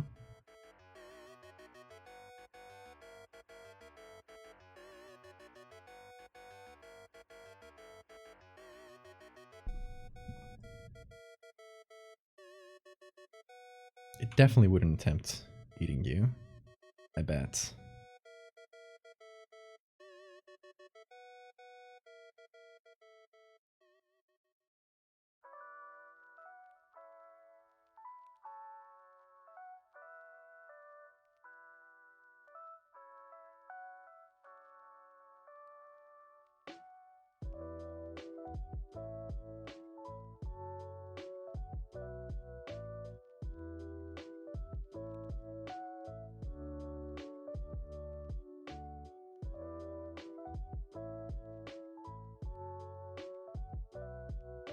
What does it mean?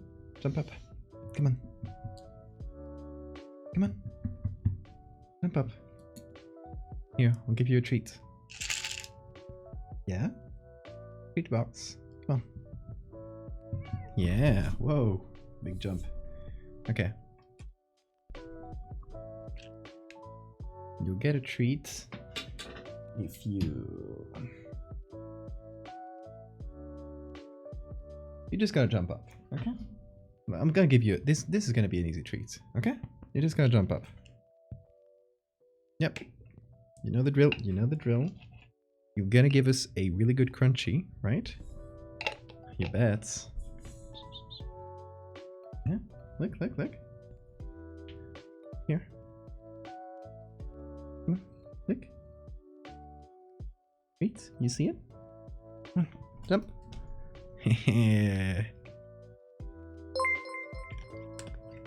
Good crunch. Crunchy boy. Good job, Bean. Okay, now you can stick around here. But you gotta stabilize. You gotta get down. There you go. Gotta push him down. So he's stable on my shoulders. And he doesn't like flip-flop around. You were awoken by a crunchy boy. Honestly, that's the best thing to awaken to.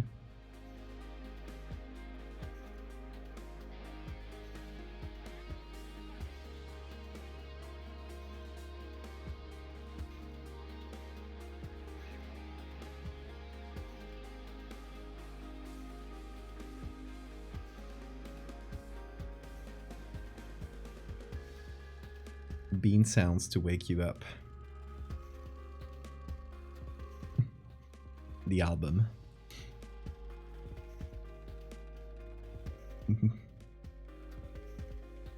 Looking very different, is it? I don't know where it was when you dozed off, but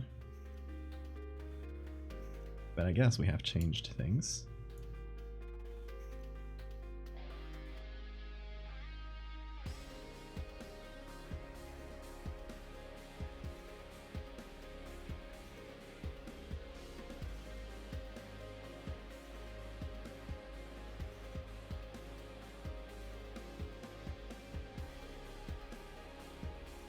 Getting the right lighting here is the hardest thing.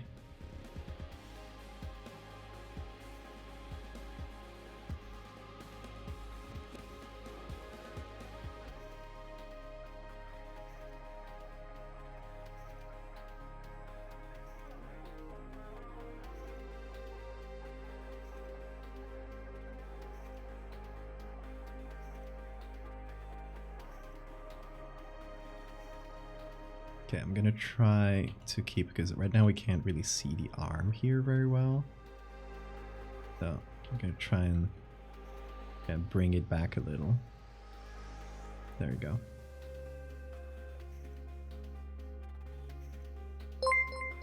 There's no googly eyes, true. We'll Well, bring them back. imagine the gym. Don't forget Cleopatra was black. Stay woke. See you, bye. Have a good time at the gym.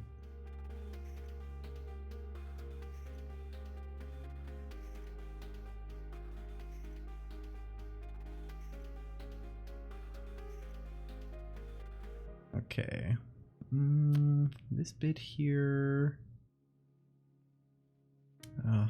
Still not super happy with this part. It's kind of a bit of a mess of textures. What do you think, Bean? Any thoughts on this? What would you do in my case?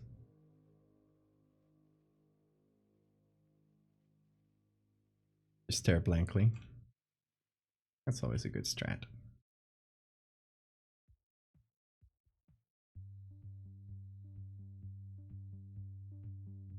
Doing good, Pyro. How about you? I feel like motivated by the start of the year.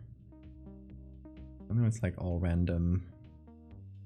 It's arbitrary, but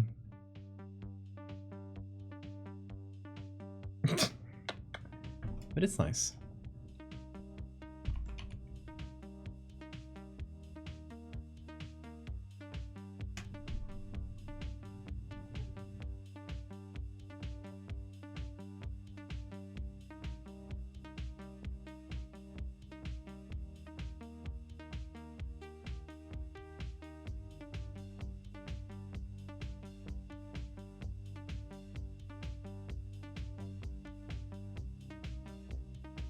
What are you doing, Bean?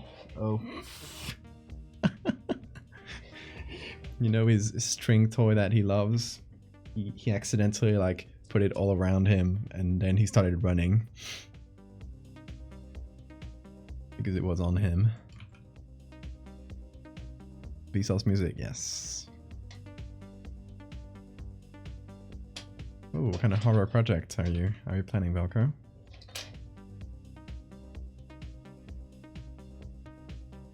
If you want to tell us. I promise I won't steal it. Or will I?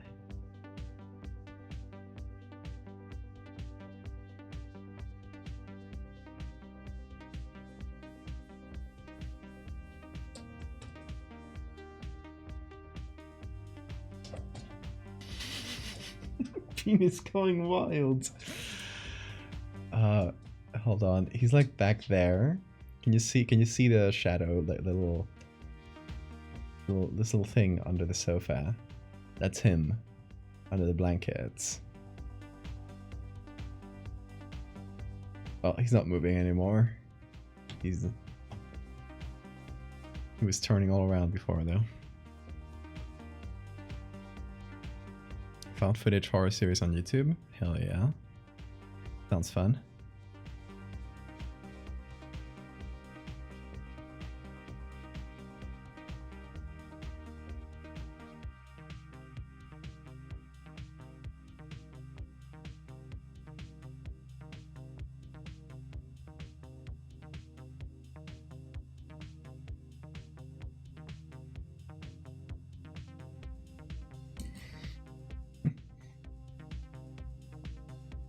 He's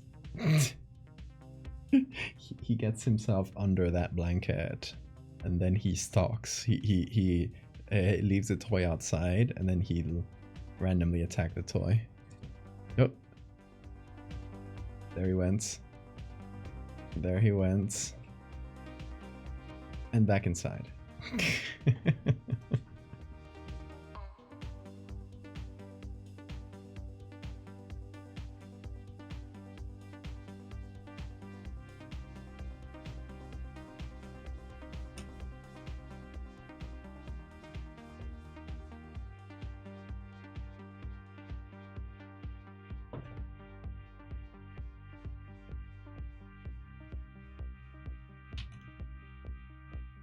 Okay, I'm gonna have to figure out a...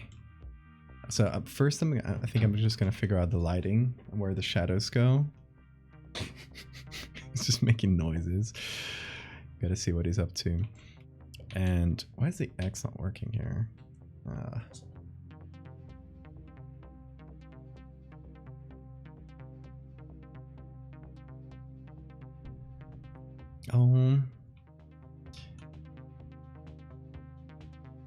Hope you get to see your snake boy soon.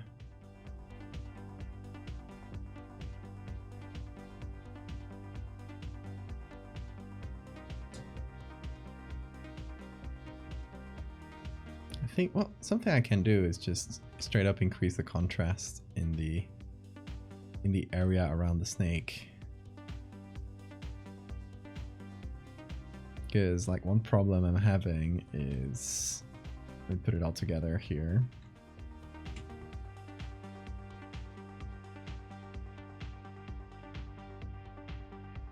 Like this bit in the original is very bright. It's all very like super well lit. And when I put this in, everything I put in is like way darker.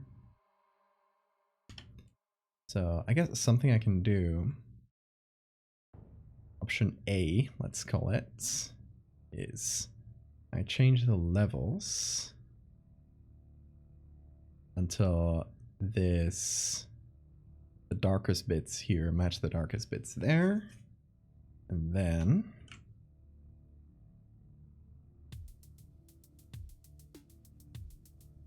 I apply that here.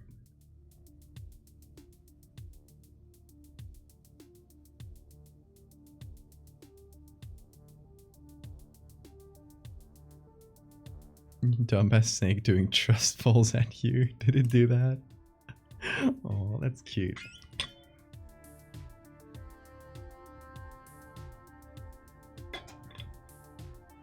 That's so fast scripted.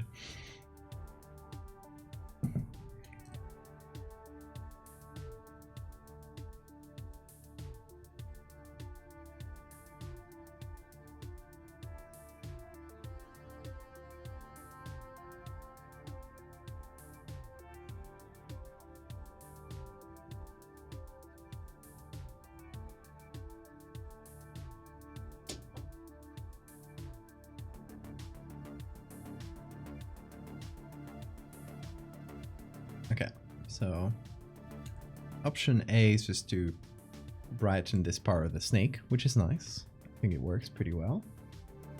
Oh, I forgot the shadows. Dang it. Oh, what's that, Bean?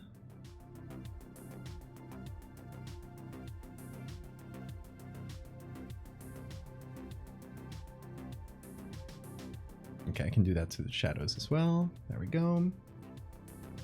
So that's option A. Option B is to do the opposite and darken the original image. So let the contrast be stronger and generally darken and turn it up a little so the black bits can be really black. And yeah, just turn up the contrast basically. And then I can apply that around here.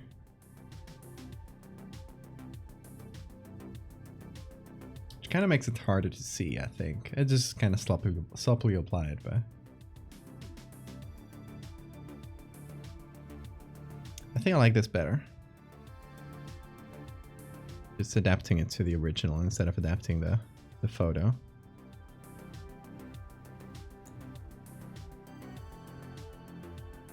Did get to see him last month. We had a nice long cuddle session. He got to just crawl around on you. Oh. Blue tongue skink. Oh, cute. I love those. Unfortunately, he's evil.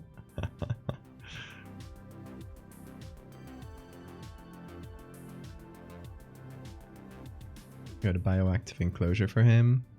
He eats the isopod's food. Also bit your mother once. Evil baby. I love that.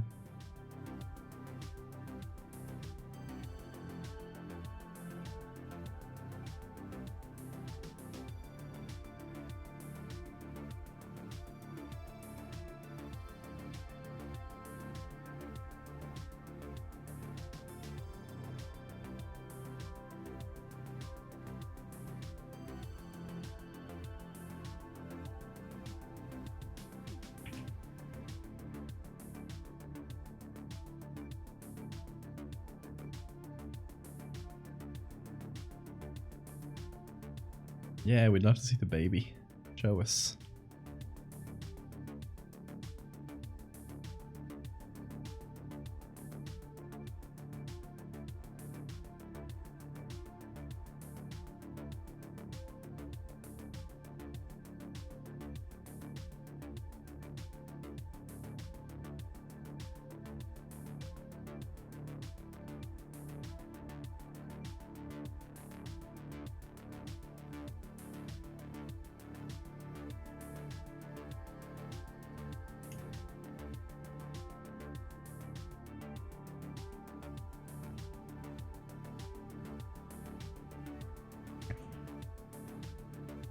Honestly, Velcro, if you don't like big servers, you can pop in, just select a few of the channels that you'd be interested in and just check those. There's a couple channels that go really fast, but other than that, it's pretty chill.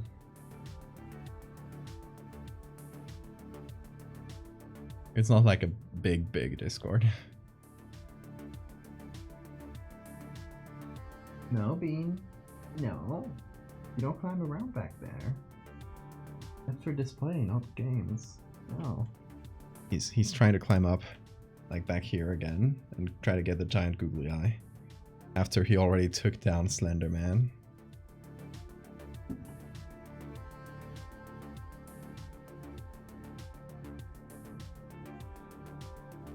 Hell yeah, Velcro. It's also where I post the any stream updates. I'll post it there on the Val's operating room channel. So you can pop in there. No, I don't. Come here. Come here. I'm getting his toy, so he stops playing where he shouldn't. Come here. Hey. There it is.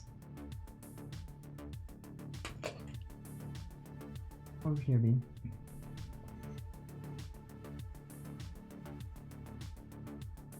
Oh no, cryptid. I do that a lot too. Not exactly with rendering, but with like texturing and stuff. Yeah. It's annoying. And you did a lot of work and then you realize, oh no, this all is gonna be covered in the end.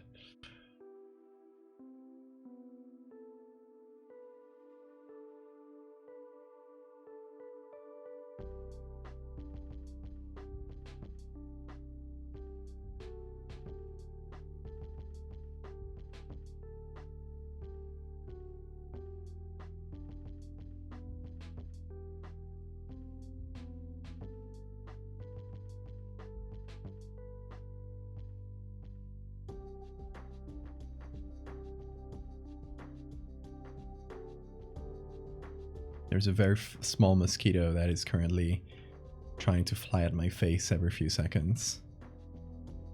Very fun.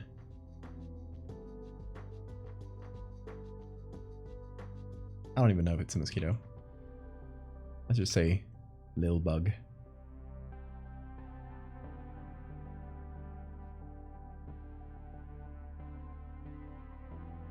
He's just trying to give me a smooch. Aww.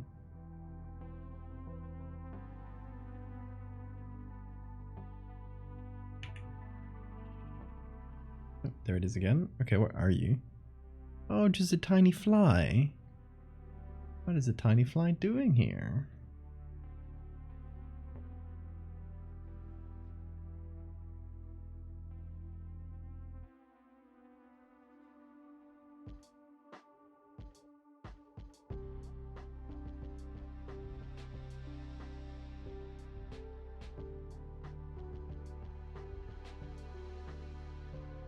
Keeps flying at my face and I have to I flinch. My body reacts like that.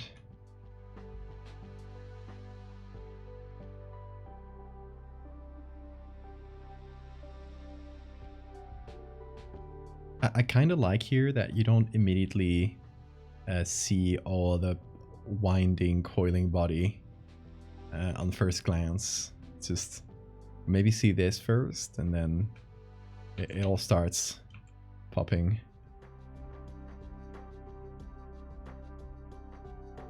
It's what I want to go for, basically, where you slowly realize you're surrounded.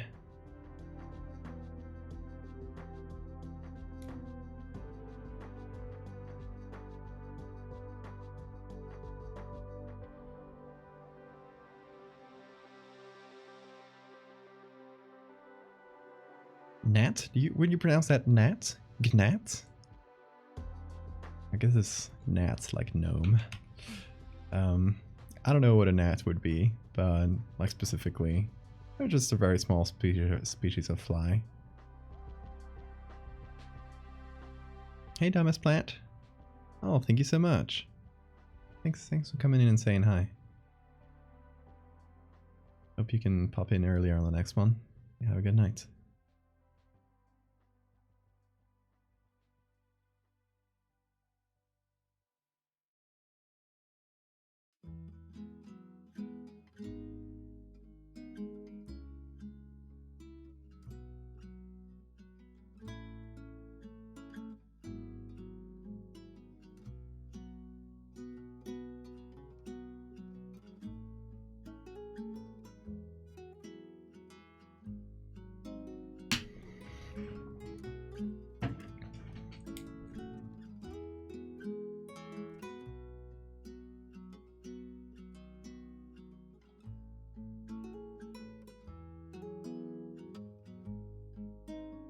Bean has calmed down. That's nice.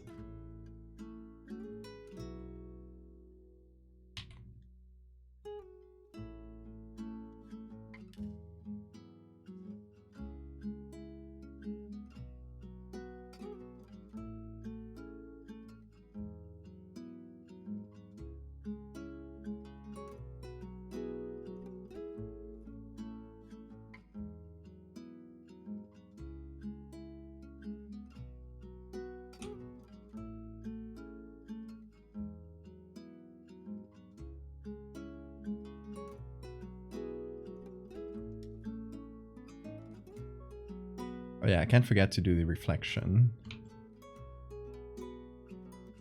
Actually, let's do that right now. That way I won't forget. Okay, let's just get only the first part of the snake. Okay, now I need to know which bit is which. I think this would be the body. Body, okay. All these ones with like group something. Okay. These are all the body. There we go. Then we got... Ooh, what did I mess up there? Head? Oh.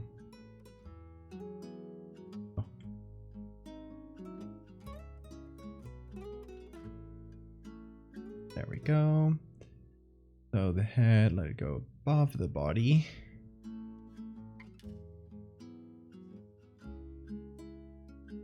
See you, plant. Net is any of many species of tiny flying insects. Well, I'll just look up what they look like. Oh no, those are longer legs and stuff. No, it's not a gnat. It's just a very small fly.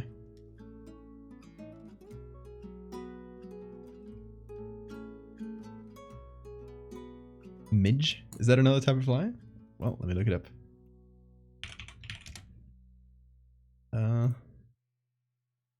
No, not a midge either. It's not mosquito-like. It's just like a fly, but really, really small. I don't know their names, even in Spanish, because we don't usually have those in Asturias, where I'm from. They're very common here, though. So I guess they're, you know, prefer like more tropical areas.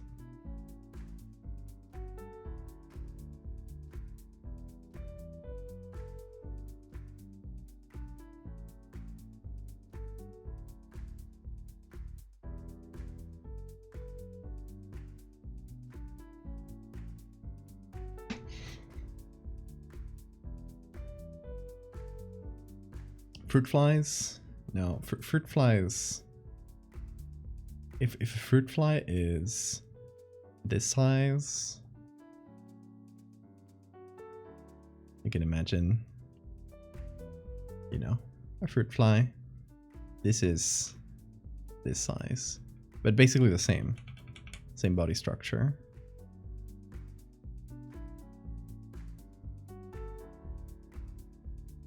Don't talk to me or my son ever again.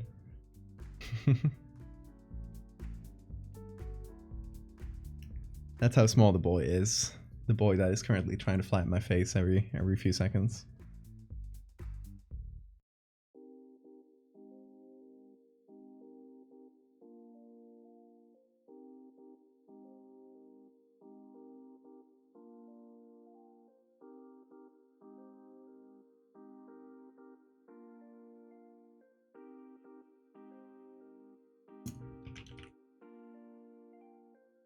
Okay, this is what we need to reflect. Not all of it, but I'm just gonna make a copy of it. I'm gonna group it up. Let's see what it looks like. Whoa, that actually looks fucking cool with colors.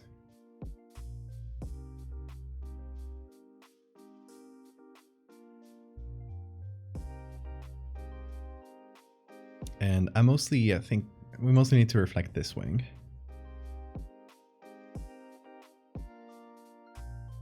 And not even all of it, just a chunk. So we'll just take this, put it in overlay.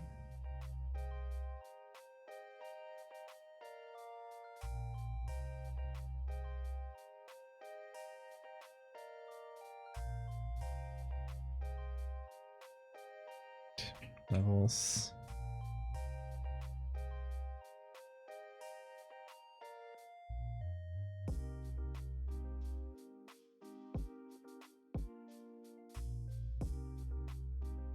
There we go.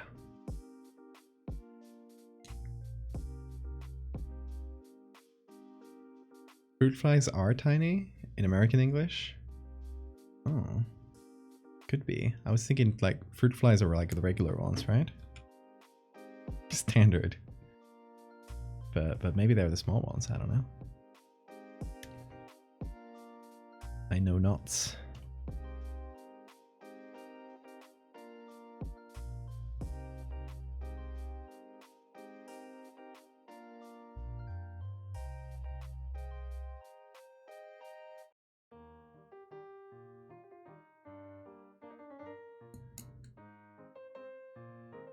Those guys just appear, true.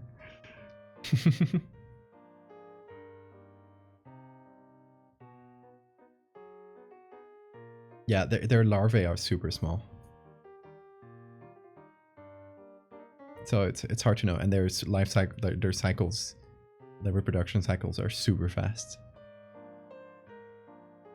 Could be a fruit fly then. Regular ones are house flies. Oh, gotcha.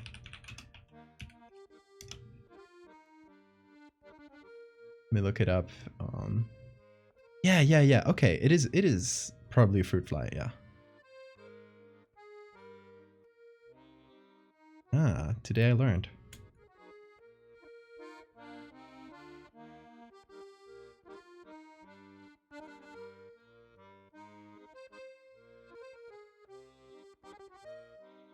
Big ones are horseflies. Oh yeah, tábanos in Spanish.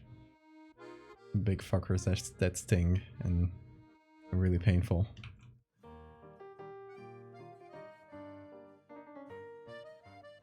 They have other really funny names in Spanish.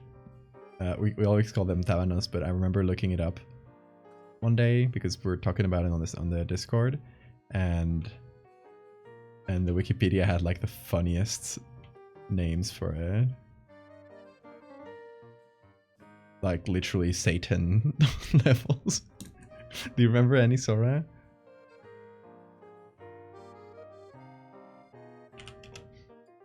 Let's see.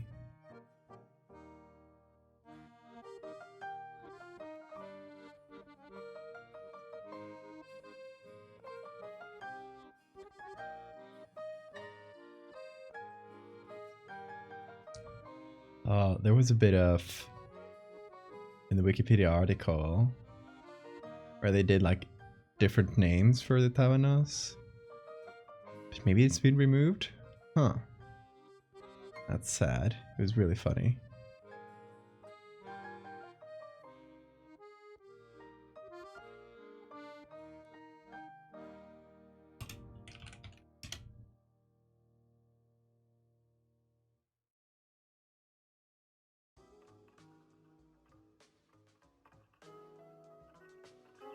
I'll see if I can find it later. They don't think they bite. Yeah. Trying to bite someone with 2 spoons. I love that image.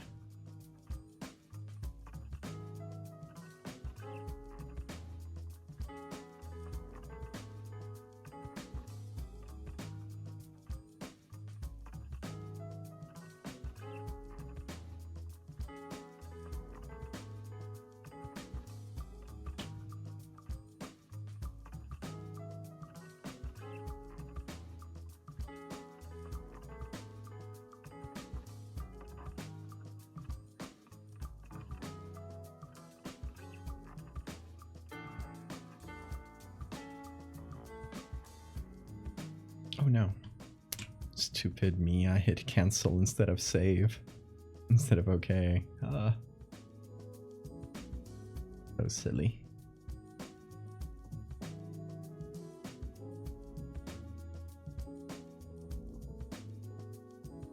Thank you for the save reminder. Talking about saving. Hey, Mitty. Got distracted. Oh. You can see how it's going. It's fully winged.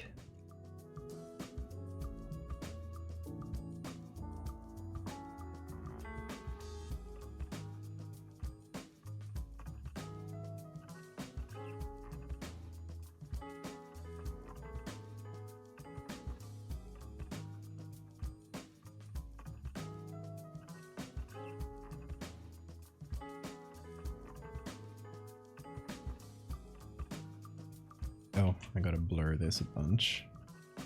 It's a reflection.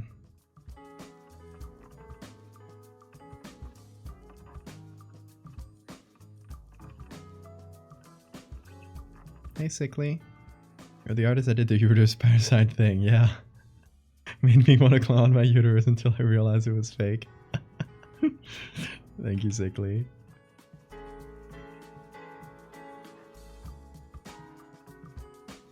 And welcome.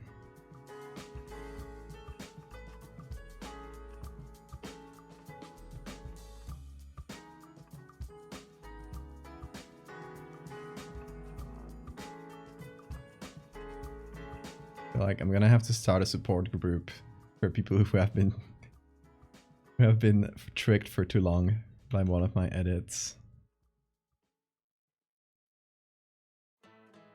It's either that or they'll all get together one day and do a class action lawsuit or something.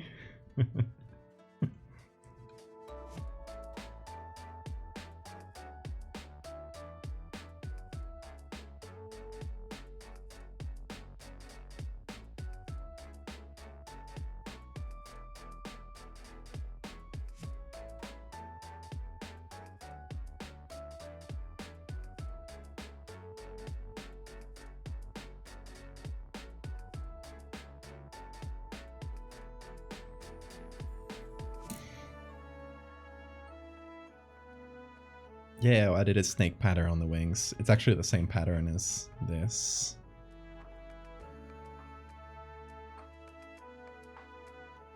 You went promptly ignored. Well, better to ignore them yourselves. Sorry.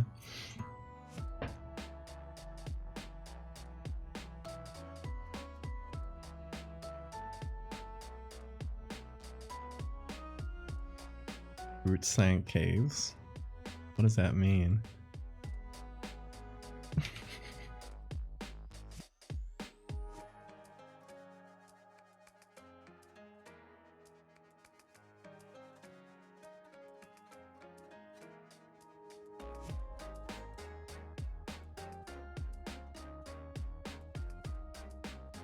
I think I need to be a bit stronger with the shadows because it's a little hard to read in some places, like the silhouette. Which, you know, it's because it's a complicated texture on top of a rocky, also complicated texture.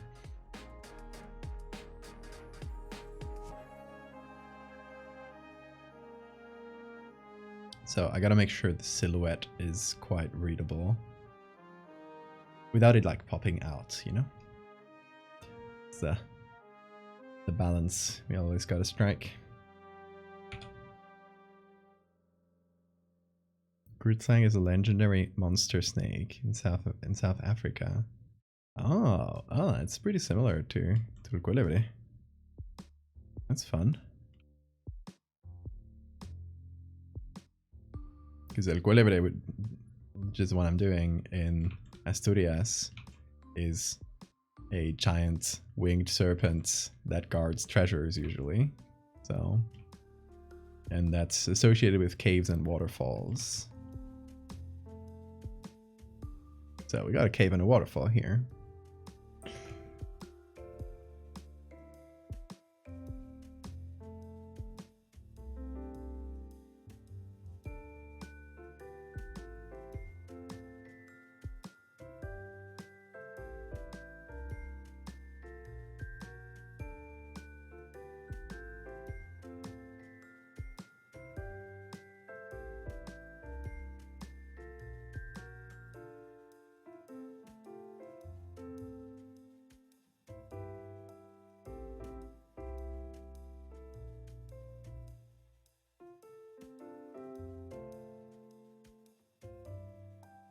Alright.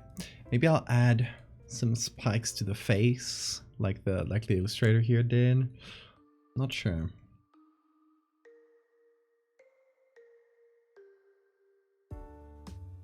Like it's not really a standard thing to have like super spiky faces. It's kind of something that this illustrator does. So it's not like a necessary element at all.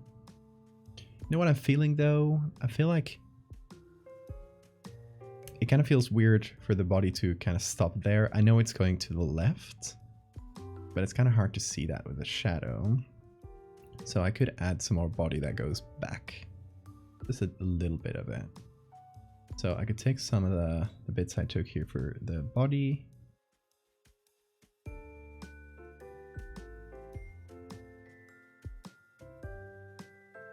And put that somewhere behind the head here.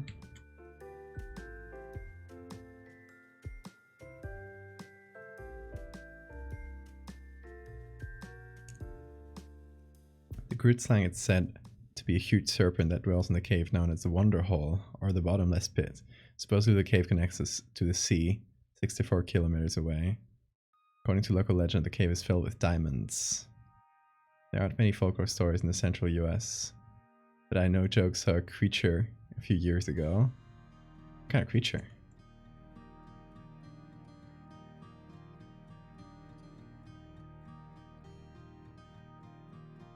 You gotta tell us more.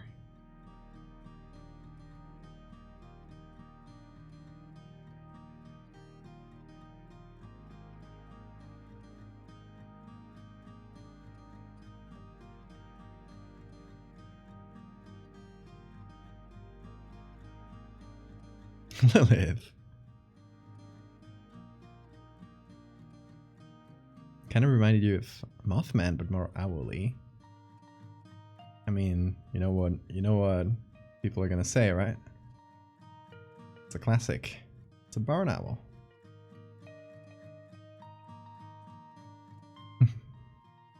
Like 90% of cryptid sightings are explained as barn owls, which I found really funny.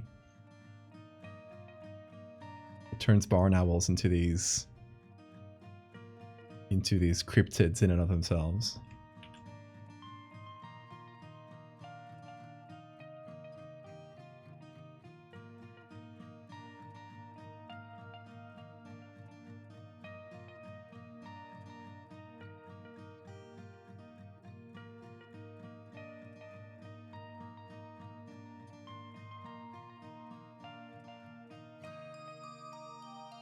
Maybe just this little chunk here.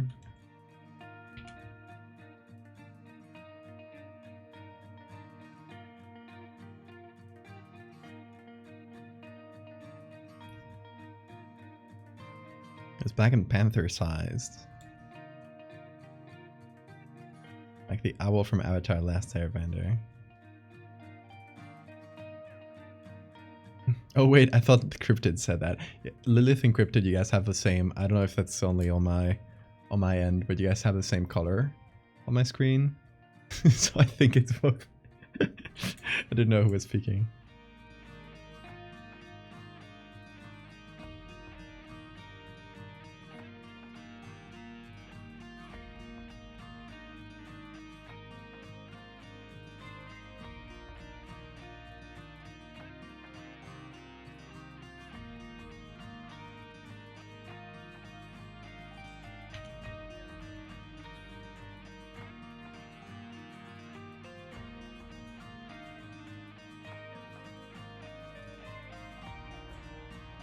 Gotta settle for regular garden variety ghosts. Ghosts are fun though.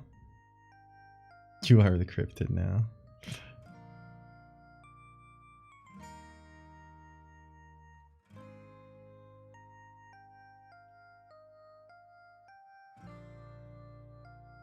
I love big owls. I love owls in general. Such cool creatures.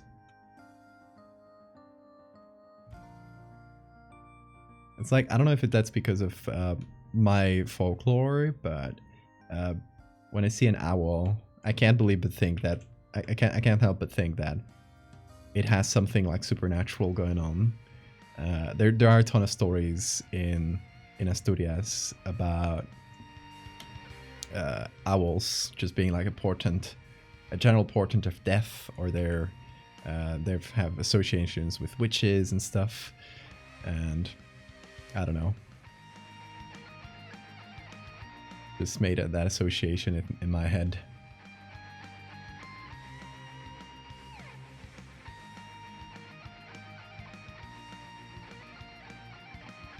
What's up, Bean? Come here. Come. There you go.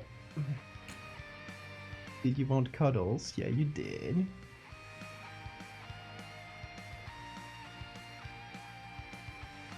Do you want to say anything to chat?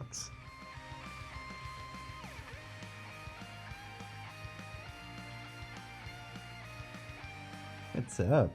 He was like walking around my feet and doing little screams. So I think he just wanted some attention. Didn't you, Bean? Yeah. Oh yeah, you do. Yeah. You guys hear that little scream he just did? Oh yeah.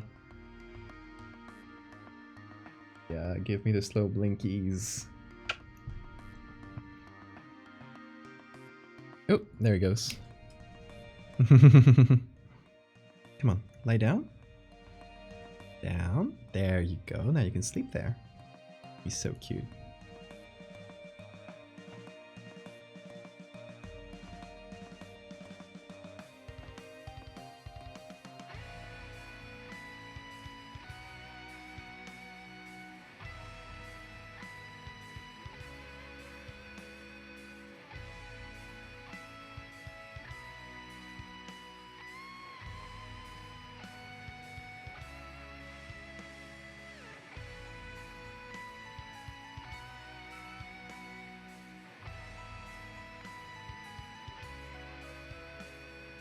What's up, Bean?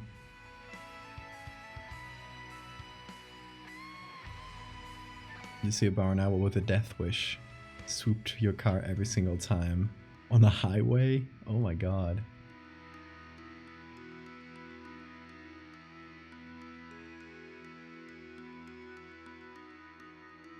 The barn owl with a vendetta.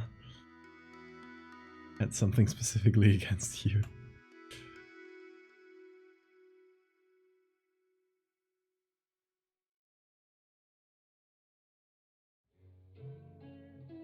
Bean, you're literally so small I could die.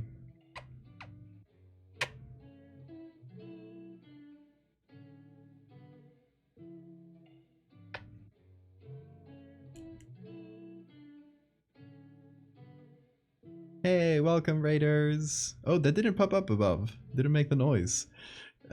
Hello Obsidian, how was your stream? Welcome. Hope you had a good one.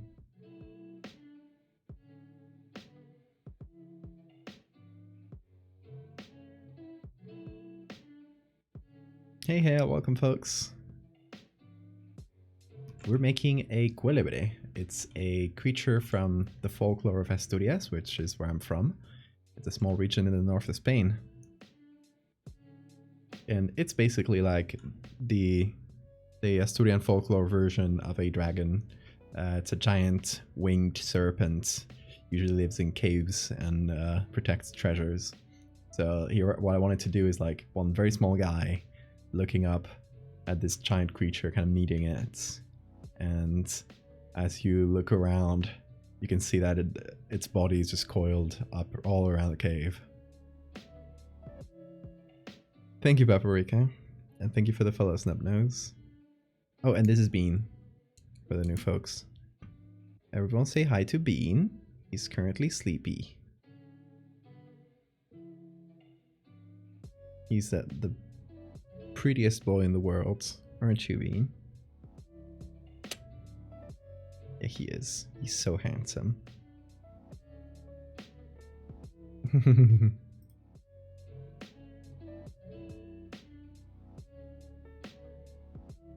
Weirdest time you had driving home? You were on the highway. You were going down a hill from a storage place. There was a bright fuck-off spotlight directly over the road.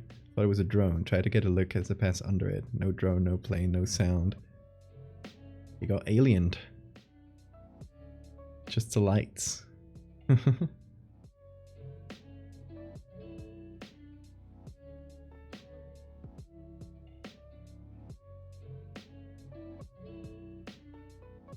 He's so sweet. Now the problem is that he's falling asleep on my arm, on my hand.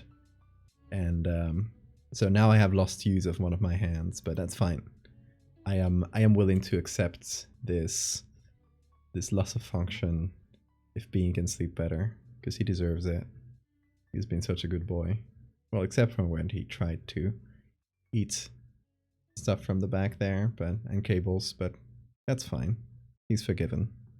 You're forgiven, okay?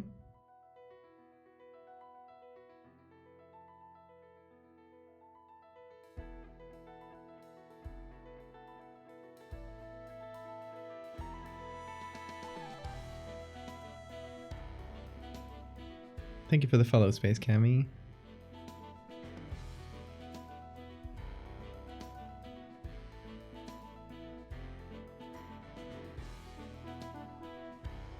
And how was your stream, Obsidian? What did you do?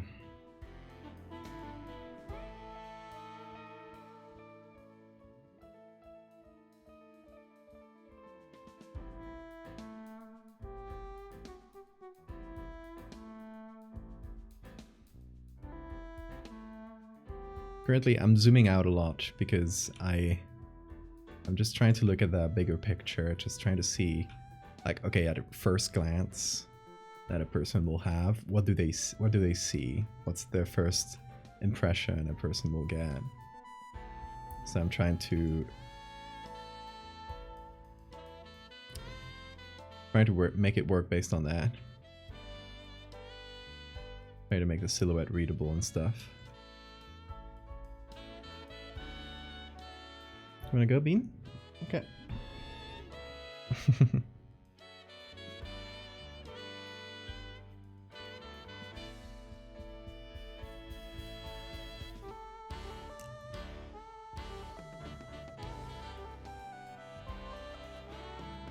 Drawing demons? Hell yeah, sounds good. Drawing demons is always a fun time.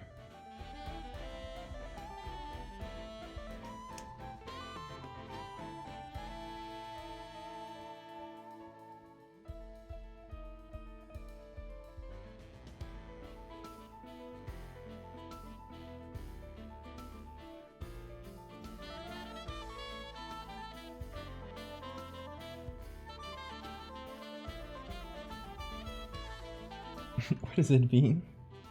What? Screamer. It's just pacing. Shh.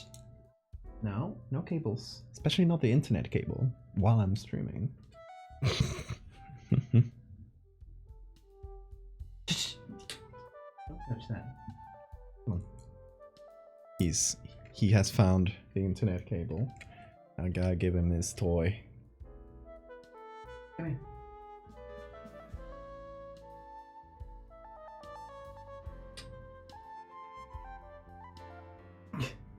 Looking at it, but he's refusing to chase it. Come here. There it is. Go for it, dude. Yeah, just leave the toy hanging on the side of my chair. Hopefully he'll have fun with it.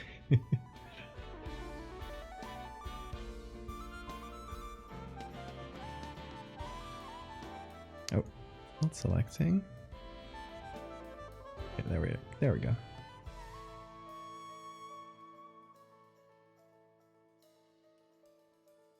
Ah, I got it.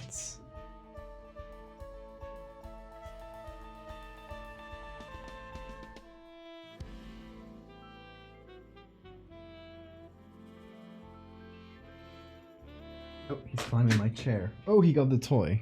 Ha! Devious. What a smart move by him. He climbed up all over my chair until he got the toy. Smart lad.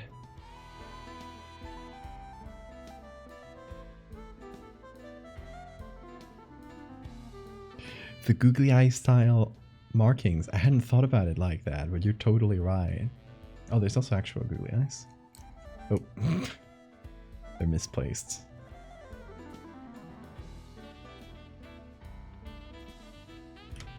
There we go. Beautiful.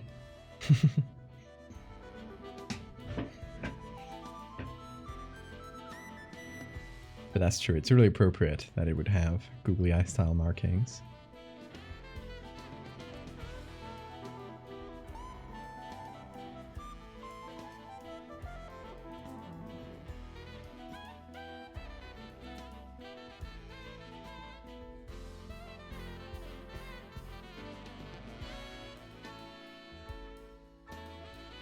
Okay, we also need a good spot for a signature here.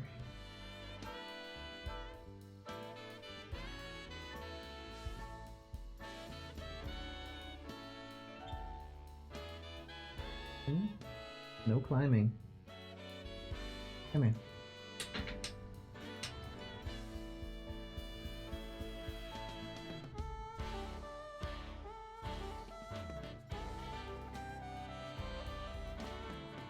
They had the implication of ice pots on something big. That's true. Let's try to eat that thing. No, look at the sketch. That's actually so cute. Okay, spots for a signature. On the rock. On the markings themselves. And those are the two most logical options. If it were on the stone, where would it be?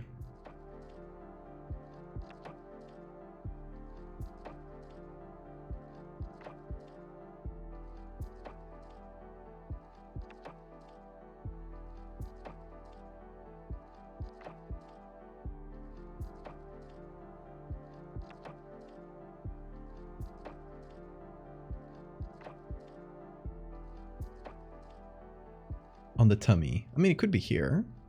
This spot is pretty visible. Would be a nice one for a signature.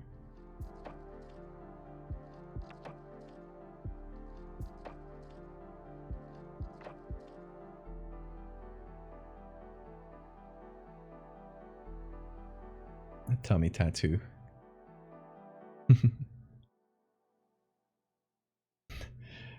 I'd be concerned about large bird. Yes. If there is large snake, there must therefore be large bird. It's only natural. One follows the other.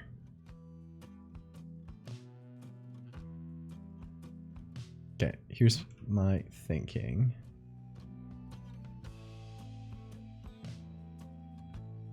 I clear up one of these bits.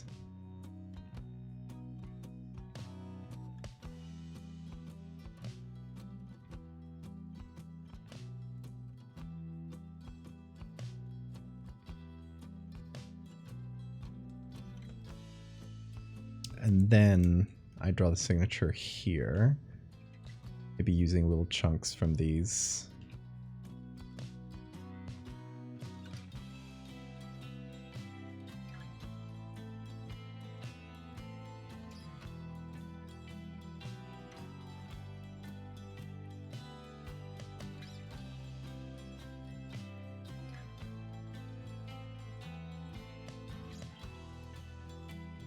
Oh, kind of interacting with the soft light in weird ways. Okay.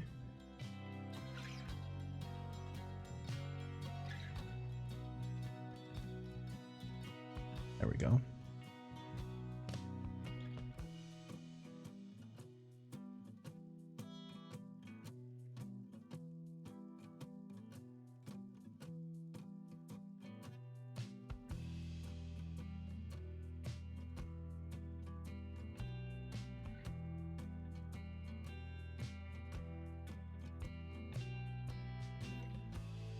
think the tummy would be too hard. Is that a challenge? Is that a challenge? Are you challenging me?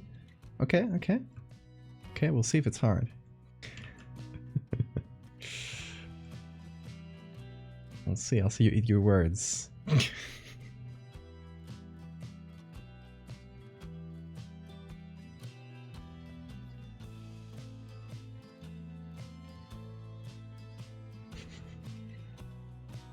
Hey, I think Mexel's trying to challenge me, y'all. You believe this?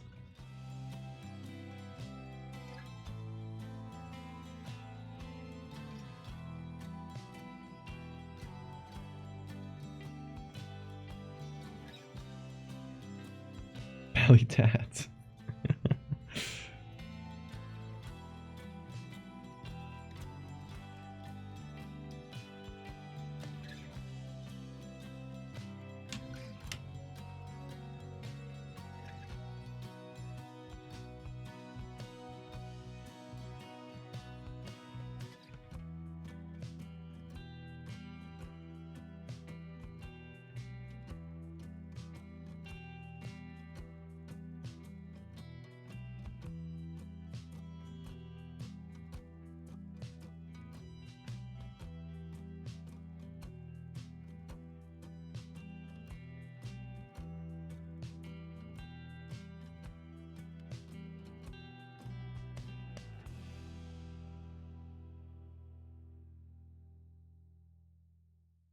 Now we add this here.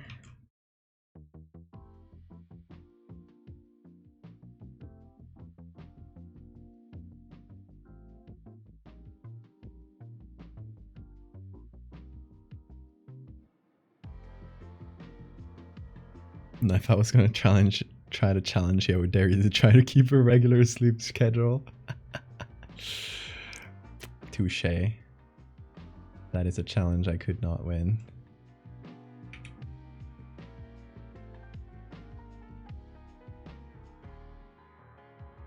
Oh, did I show you guys my creepy glasses? I mentioned this a while ago that I had ordered these light therapy glasses. That is like one of the few things that has been proven to be somewhat effective against what I have, my sleep disorder. And they're here. And I think my partner's up, so I think I can go get them in the room.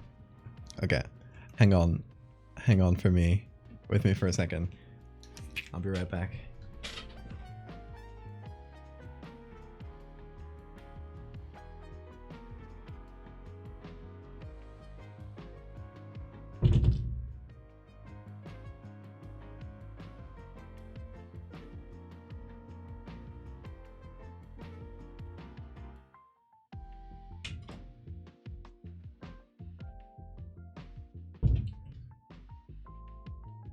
Okay, I'm here.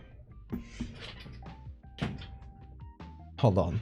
I'm gonna do a thing. You're not gonna see me for a second, okay? It's funnier if I do this. I prepare it a little bit. I turn off this light. Yeah.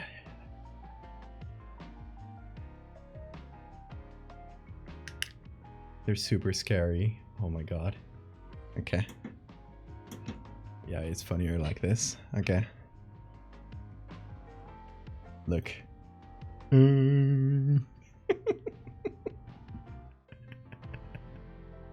they scary? Look though, they do a rainbow. So it's basically just like LEDs with a sort of band that separates the light into its components, like a prism sort of thing. And the way you position it's kind of hard to see here because it's like hard to see the colors, but the blue light falls on your eyes, and that's the light you want, right, for waking up. And even without this, they look super strange. They're really funny. The funny glasses. It's scary. Well, for now, I've just been trying them for what, a couple weeks now, and and they do help me wake up better. So that's the one thing I've noticed. Hold on. Oh, there we go.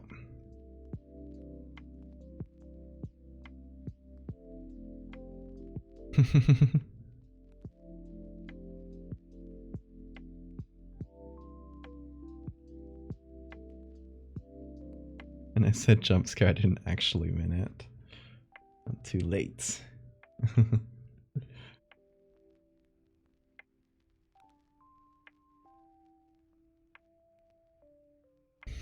Doctors prescribed this sleepy dingo some K classes. Love to see it.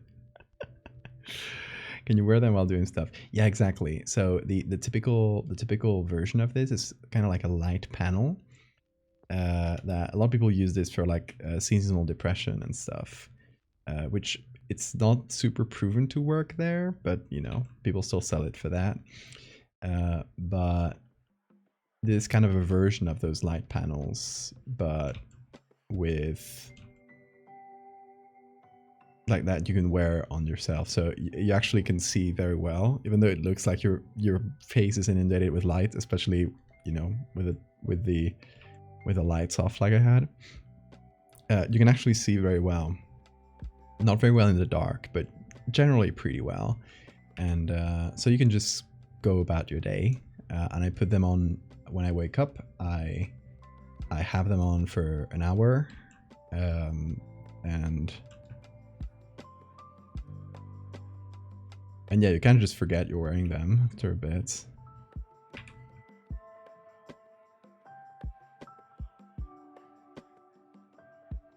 But yeah, they're very funny. It's fun to jump scare people with them.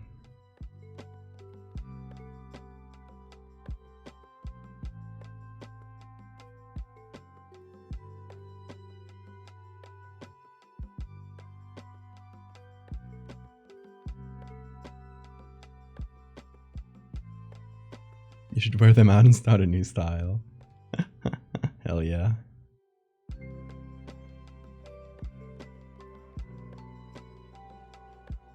Okay. Mechtel, you see this? I did the signature in the belly. You naysayer. You doubted me.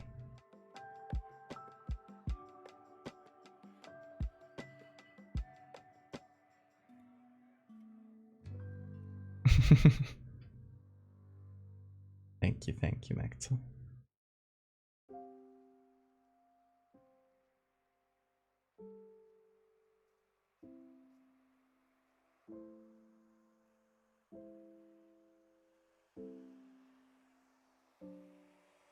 Okay, now we remove the googly eyes. Or I forget. And I think I'll keep the face like that. I like it as is. I don't know if making it super spiky would really change things too much. So let's try some final effects as usual. We're going to start with the classic blur and sharpen.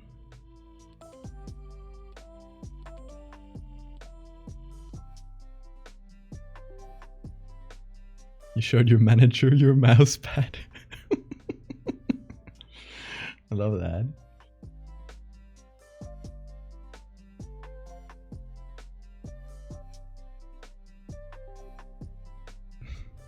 I'm glad your manager is chill like that. Yeah, I wasn't thinking about the markings looking googly-esque, but it works perfectly since y'all pointed it out.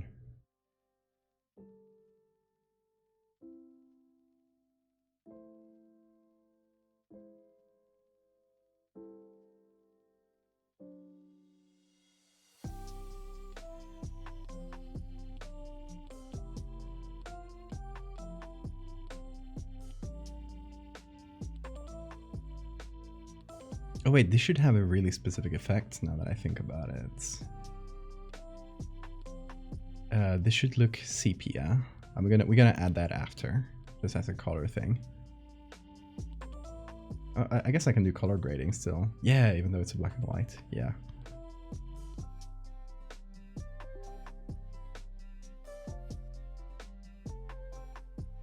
hesitated long enough while trying to figure out how to explain it that she told me not to even explain it.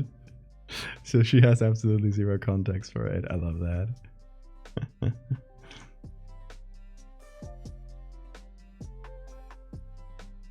Yeah, she does sound chill.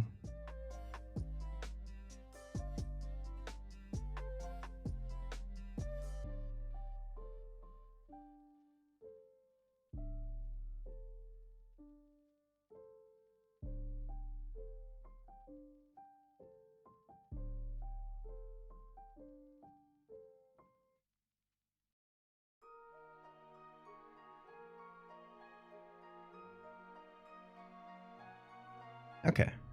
It's not exactly a tone. Oh, okay. The black and white was still on top. I was like, why didn't that work? Not exactly the tone, but it's getting closer. Okay, so all my folklore stuff, not all of it, but specifically the ones from Asturias, they all have a very specific look. And it's this strong sepia tone. So let me actually pull these in. Where are the others? Valdevia is here.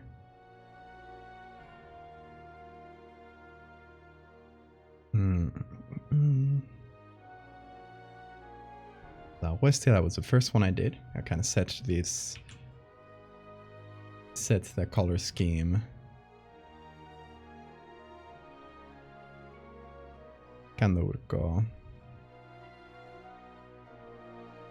So it doesn't have to be a very specific color, like it's ranged, but I want them to be pretty sepia like that. Let's see, am I missing any here? Valdevia. I guess the Krampus one also has that style. Not from Asturias, but it is close enough.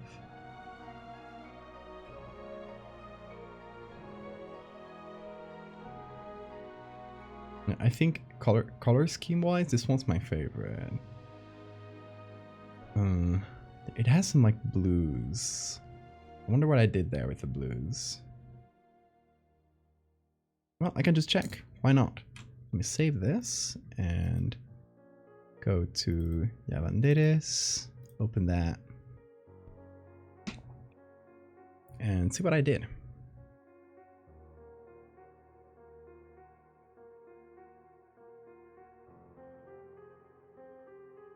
Whenever it wants to open. I guess, oh, it's saving this one. So I got kind of confused. Saving one and opening another thing. Oops. Hope it doesn't crash. Okay. I want to save it as a PSB. Why? No. Not that big.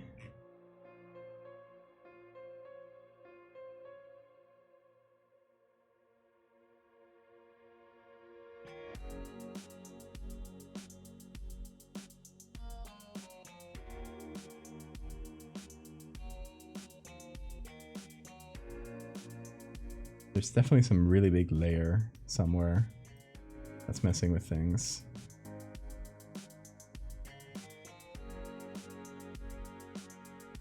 So I'm simplifying things a little.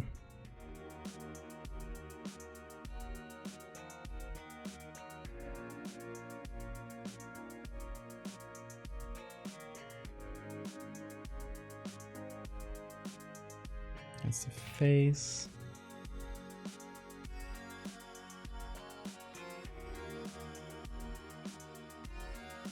Okay, hopefully that'll save now.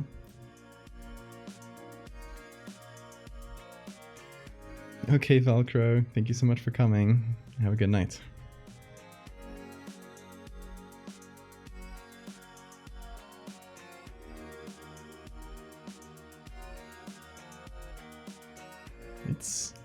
I guess it's not that blue, but it does look blue on first glance. It's just this dust layer, interestingly. I'll take these two, these three actually. And what did I do for the color scheme?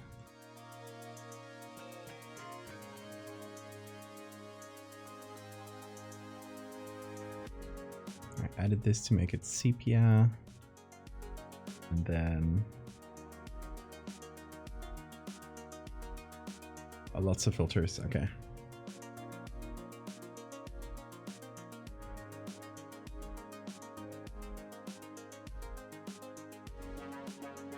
Let me actually get the same sepia. Oh, let me try one fun thing. Okay, okay. I'm gonna copy this entire layer here. I gotta see how well I can replicate the color scheme. Oh, well, thank you for the save reminder. I shall do so when it's possible. And this hue saturation layer. There we go.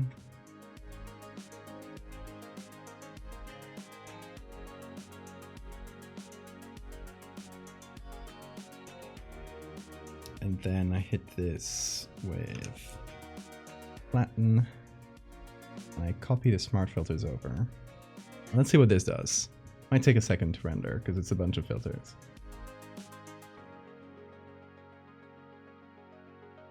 Ooh, okay.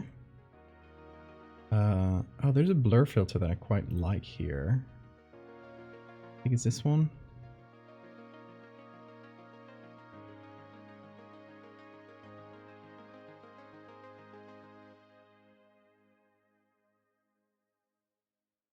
Okay.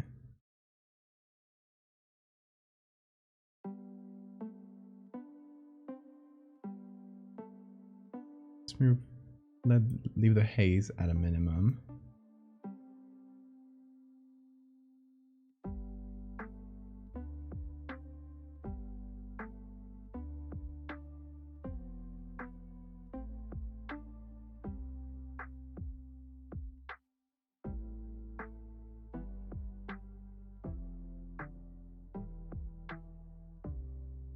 Okay.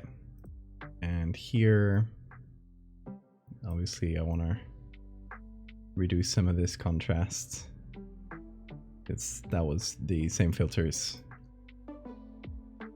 that the other image had, and we don't want that.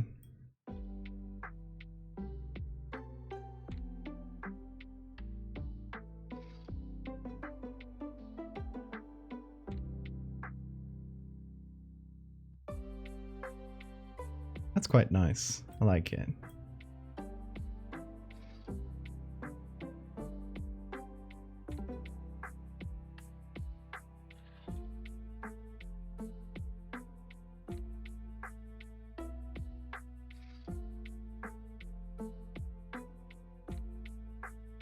Okay, let's hit the OK here.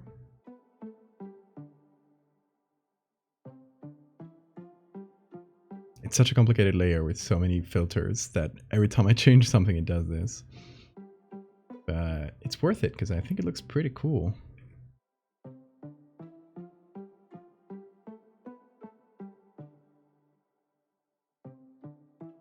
And now we can try on these little grunge and dust and grime. Who doesn't love a grimy photo with burnt edges?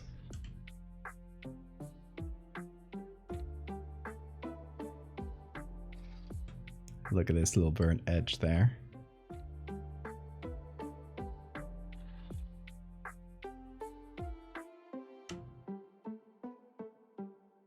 Okay, let's see. Did we manage?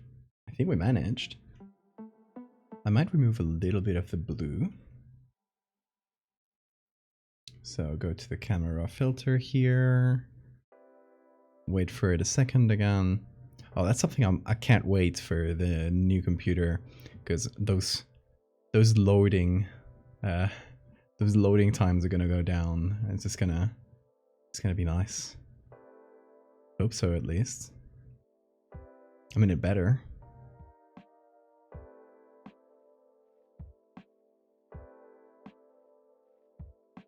Okay, this is cool. What do y'all think? Gotta give this guy's hat a little contrast. so it can stand.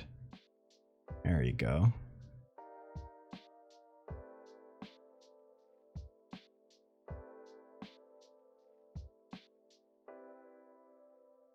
Thanks, Mitchie.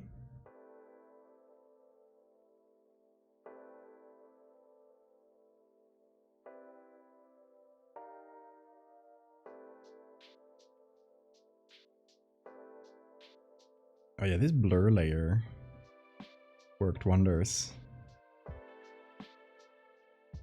Like these parts that are close to us getting all blurry like that. I like that. That's nice.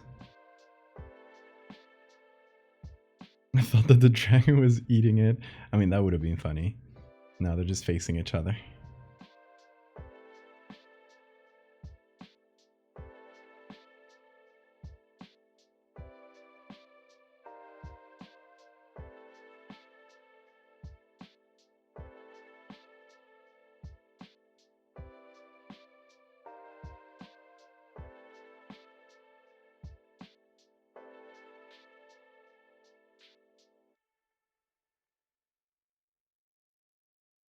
Did he boop the snoot? Yeah, he's about to boop the snoot.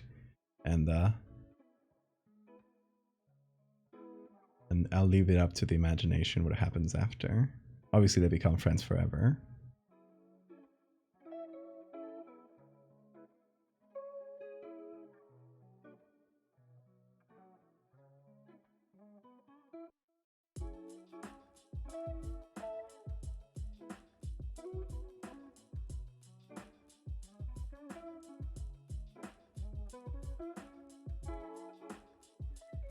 I'm actually happy with how I managed to make the arms fit in a place where, honestly, it was kind of hard. I was having trouble thinking, like, where does this arm go, right? But it kind of works, like, pretty flawlessly here. Like, it feels like it's just stretching through the tunnels, like, with its wings. If he's anything like your snake, he jerks back. An absolute shock and disdain because how dare you touch his head. Oh.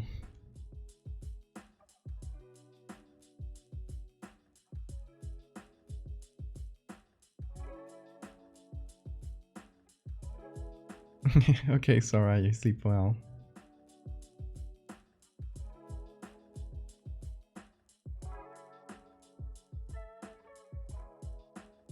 Your time zone to you as well.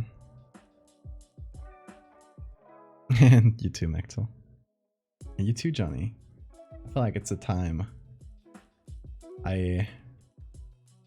It's a good natural time to leave the stream there because we have more things to do, and I have more stuff that I want to rescue from the depths of abandoned art from 2023, and I want to rescue it and do some necromancy, basically. So yeah, I think we could just continue with that on Friday, since I had a couple more things that I was planning on doing today, since this ended up taking the whole stream. Yeah, we'll just leave it for the next one. Thanks, Maxwell. So yeah, I think that's where it's gonna stay. Happy with this. I'll call it done. And there we go. We're gonna save it. Yeah, there it is. That's nice. I'm happy to have finished this one. It's been in the back of my head and literally on my desktop for literally half a year now, because it was in the summer. Yeah, half a year it's been on my desktop. So this is like finally putting it into it, finally getting to it. Oh, thank you guys. Hoping the VC to keep working. Sounds good, Cryptid. But yeah, well, Beanie's gone to say bye, but he's with my partner now. But yo, we will be back on Friday, same hours as usual, approximately. Yeah, I'm gonna have, I think, a busy weekend because I got commission stuff to finish, but hopefully not too busy. Yeah, I think on Friday we'll be tackling some old stuff that I made and then never posted, and I just want to like give it some new life, because it needs a new home. It's an orphaned edit that needs a new home. So we'll be maybe making another edit in the same style. So now they match each other. We'll see. We'll figure that out on Friday. We'll chat and we'll see what we do. Y'all, thank you so much for being here. I will see you on Friday. Take care, everybody.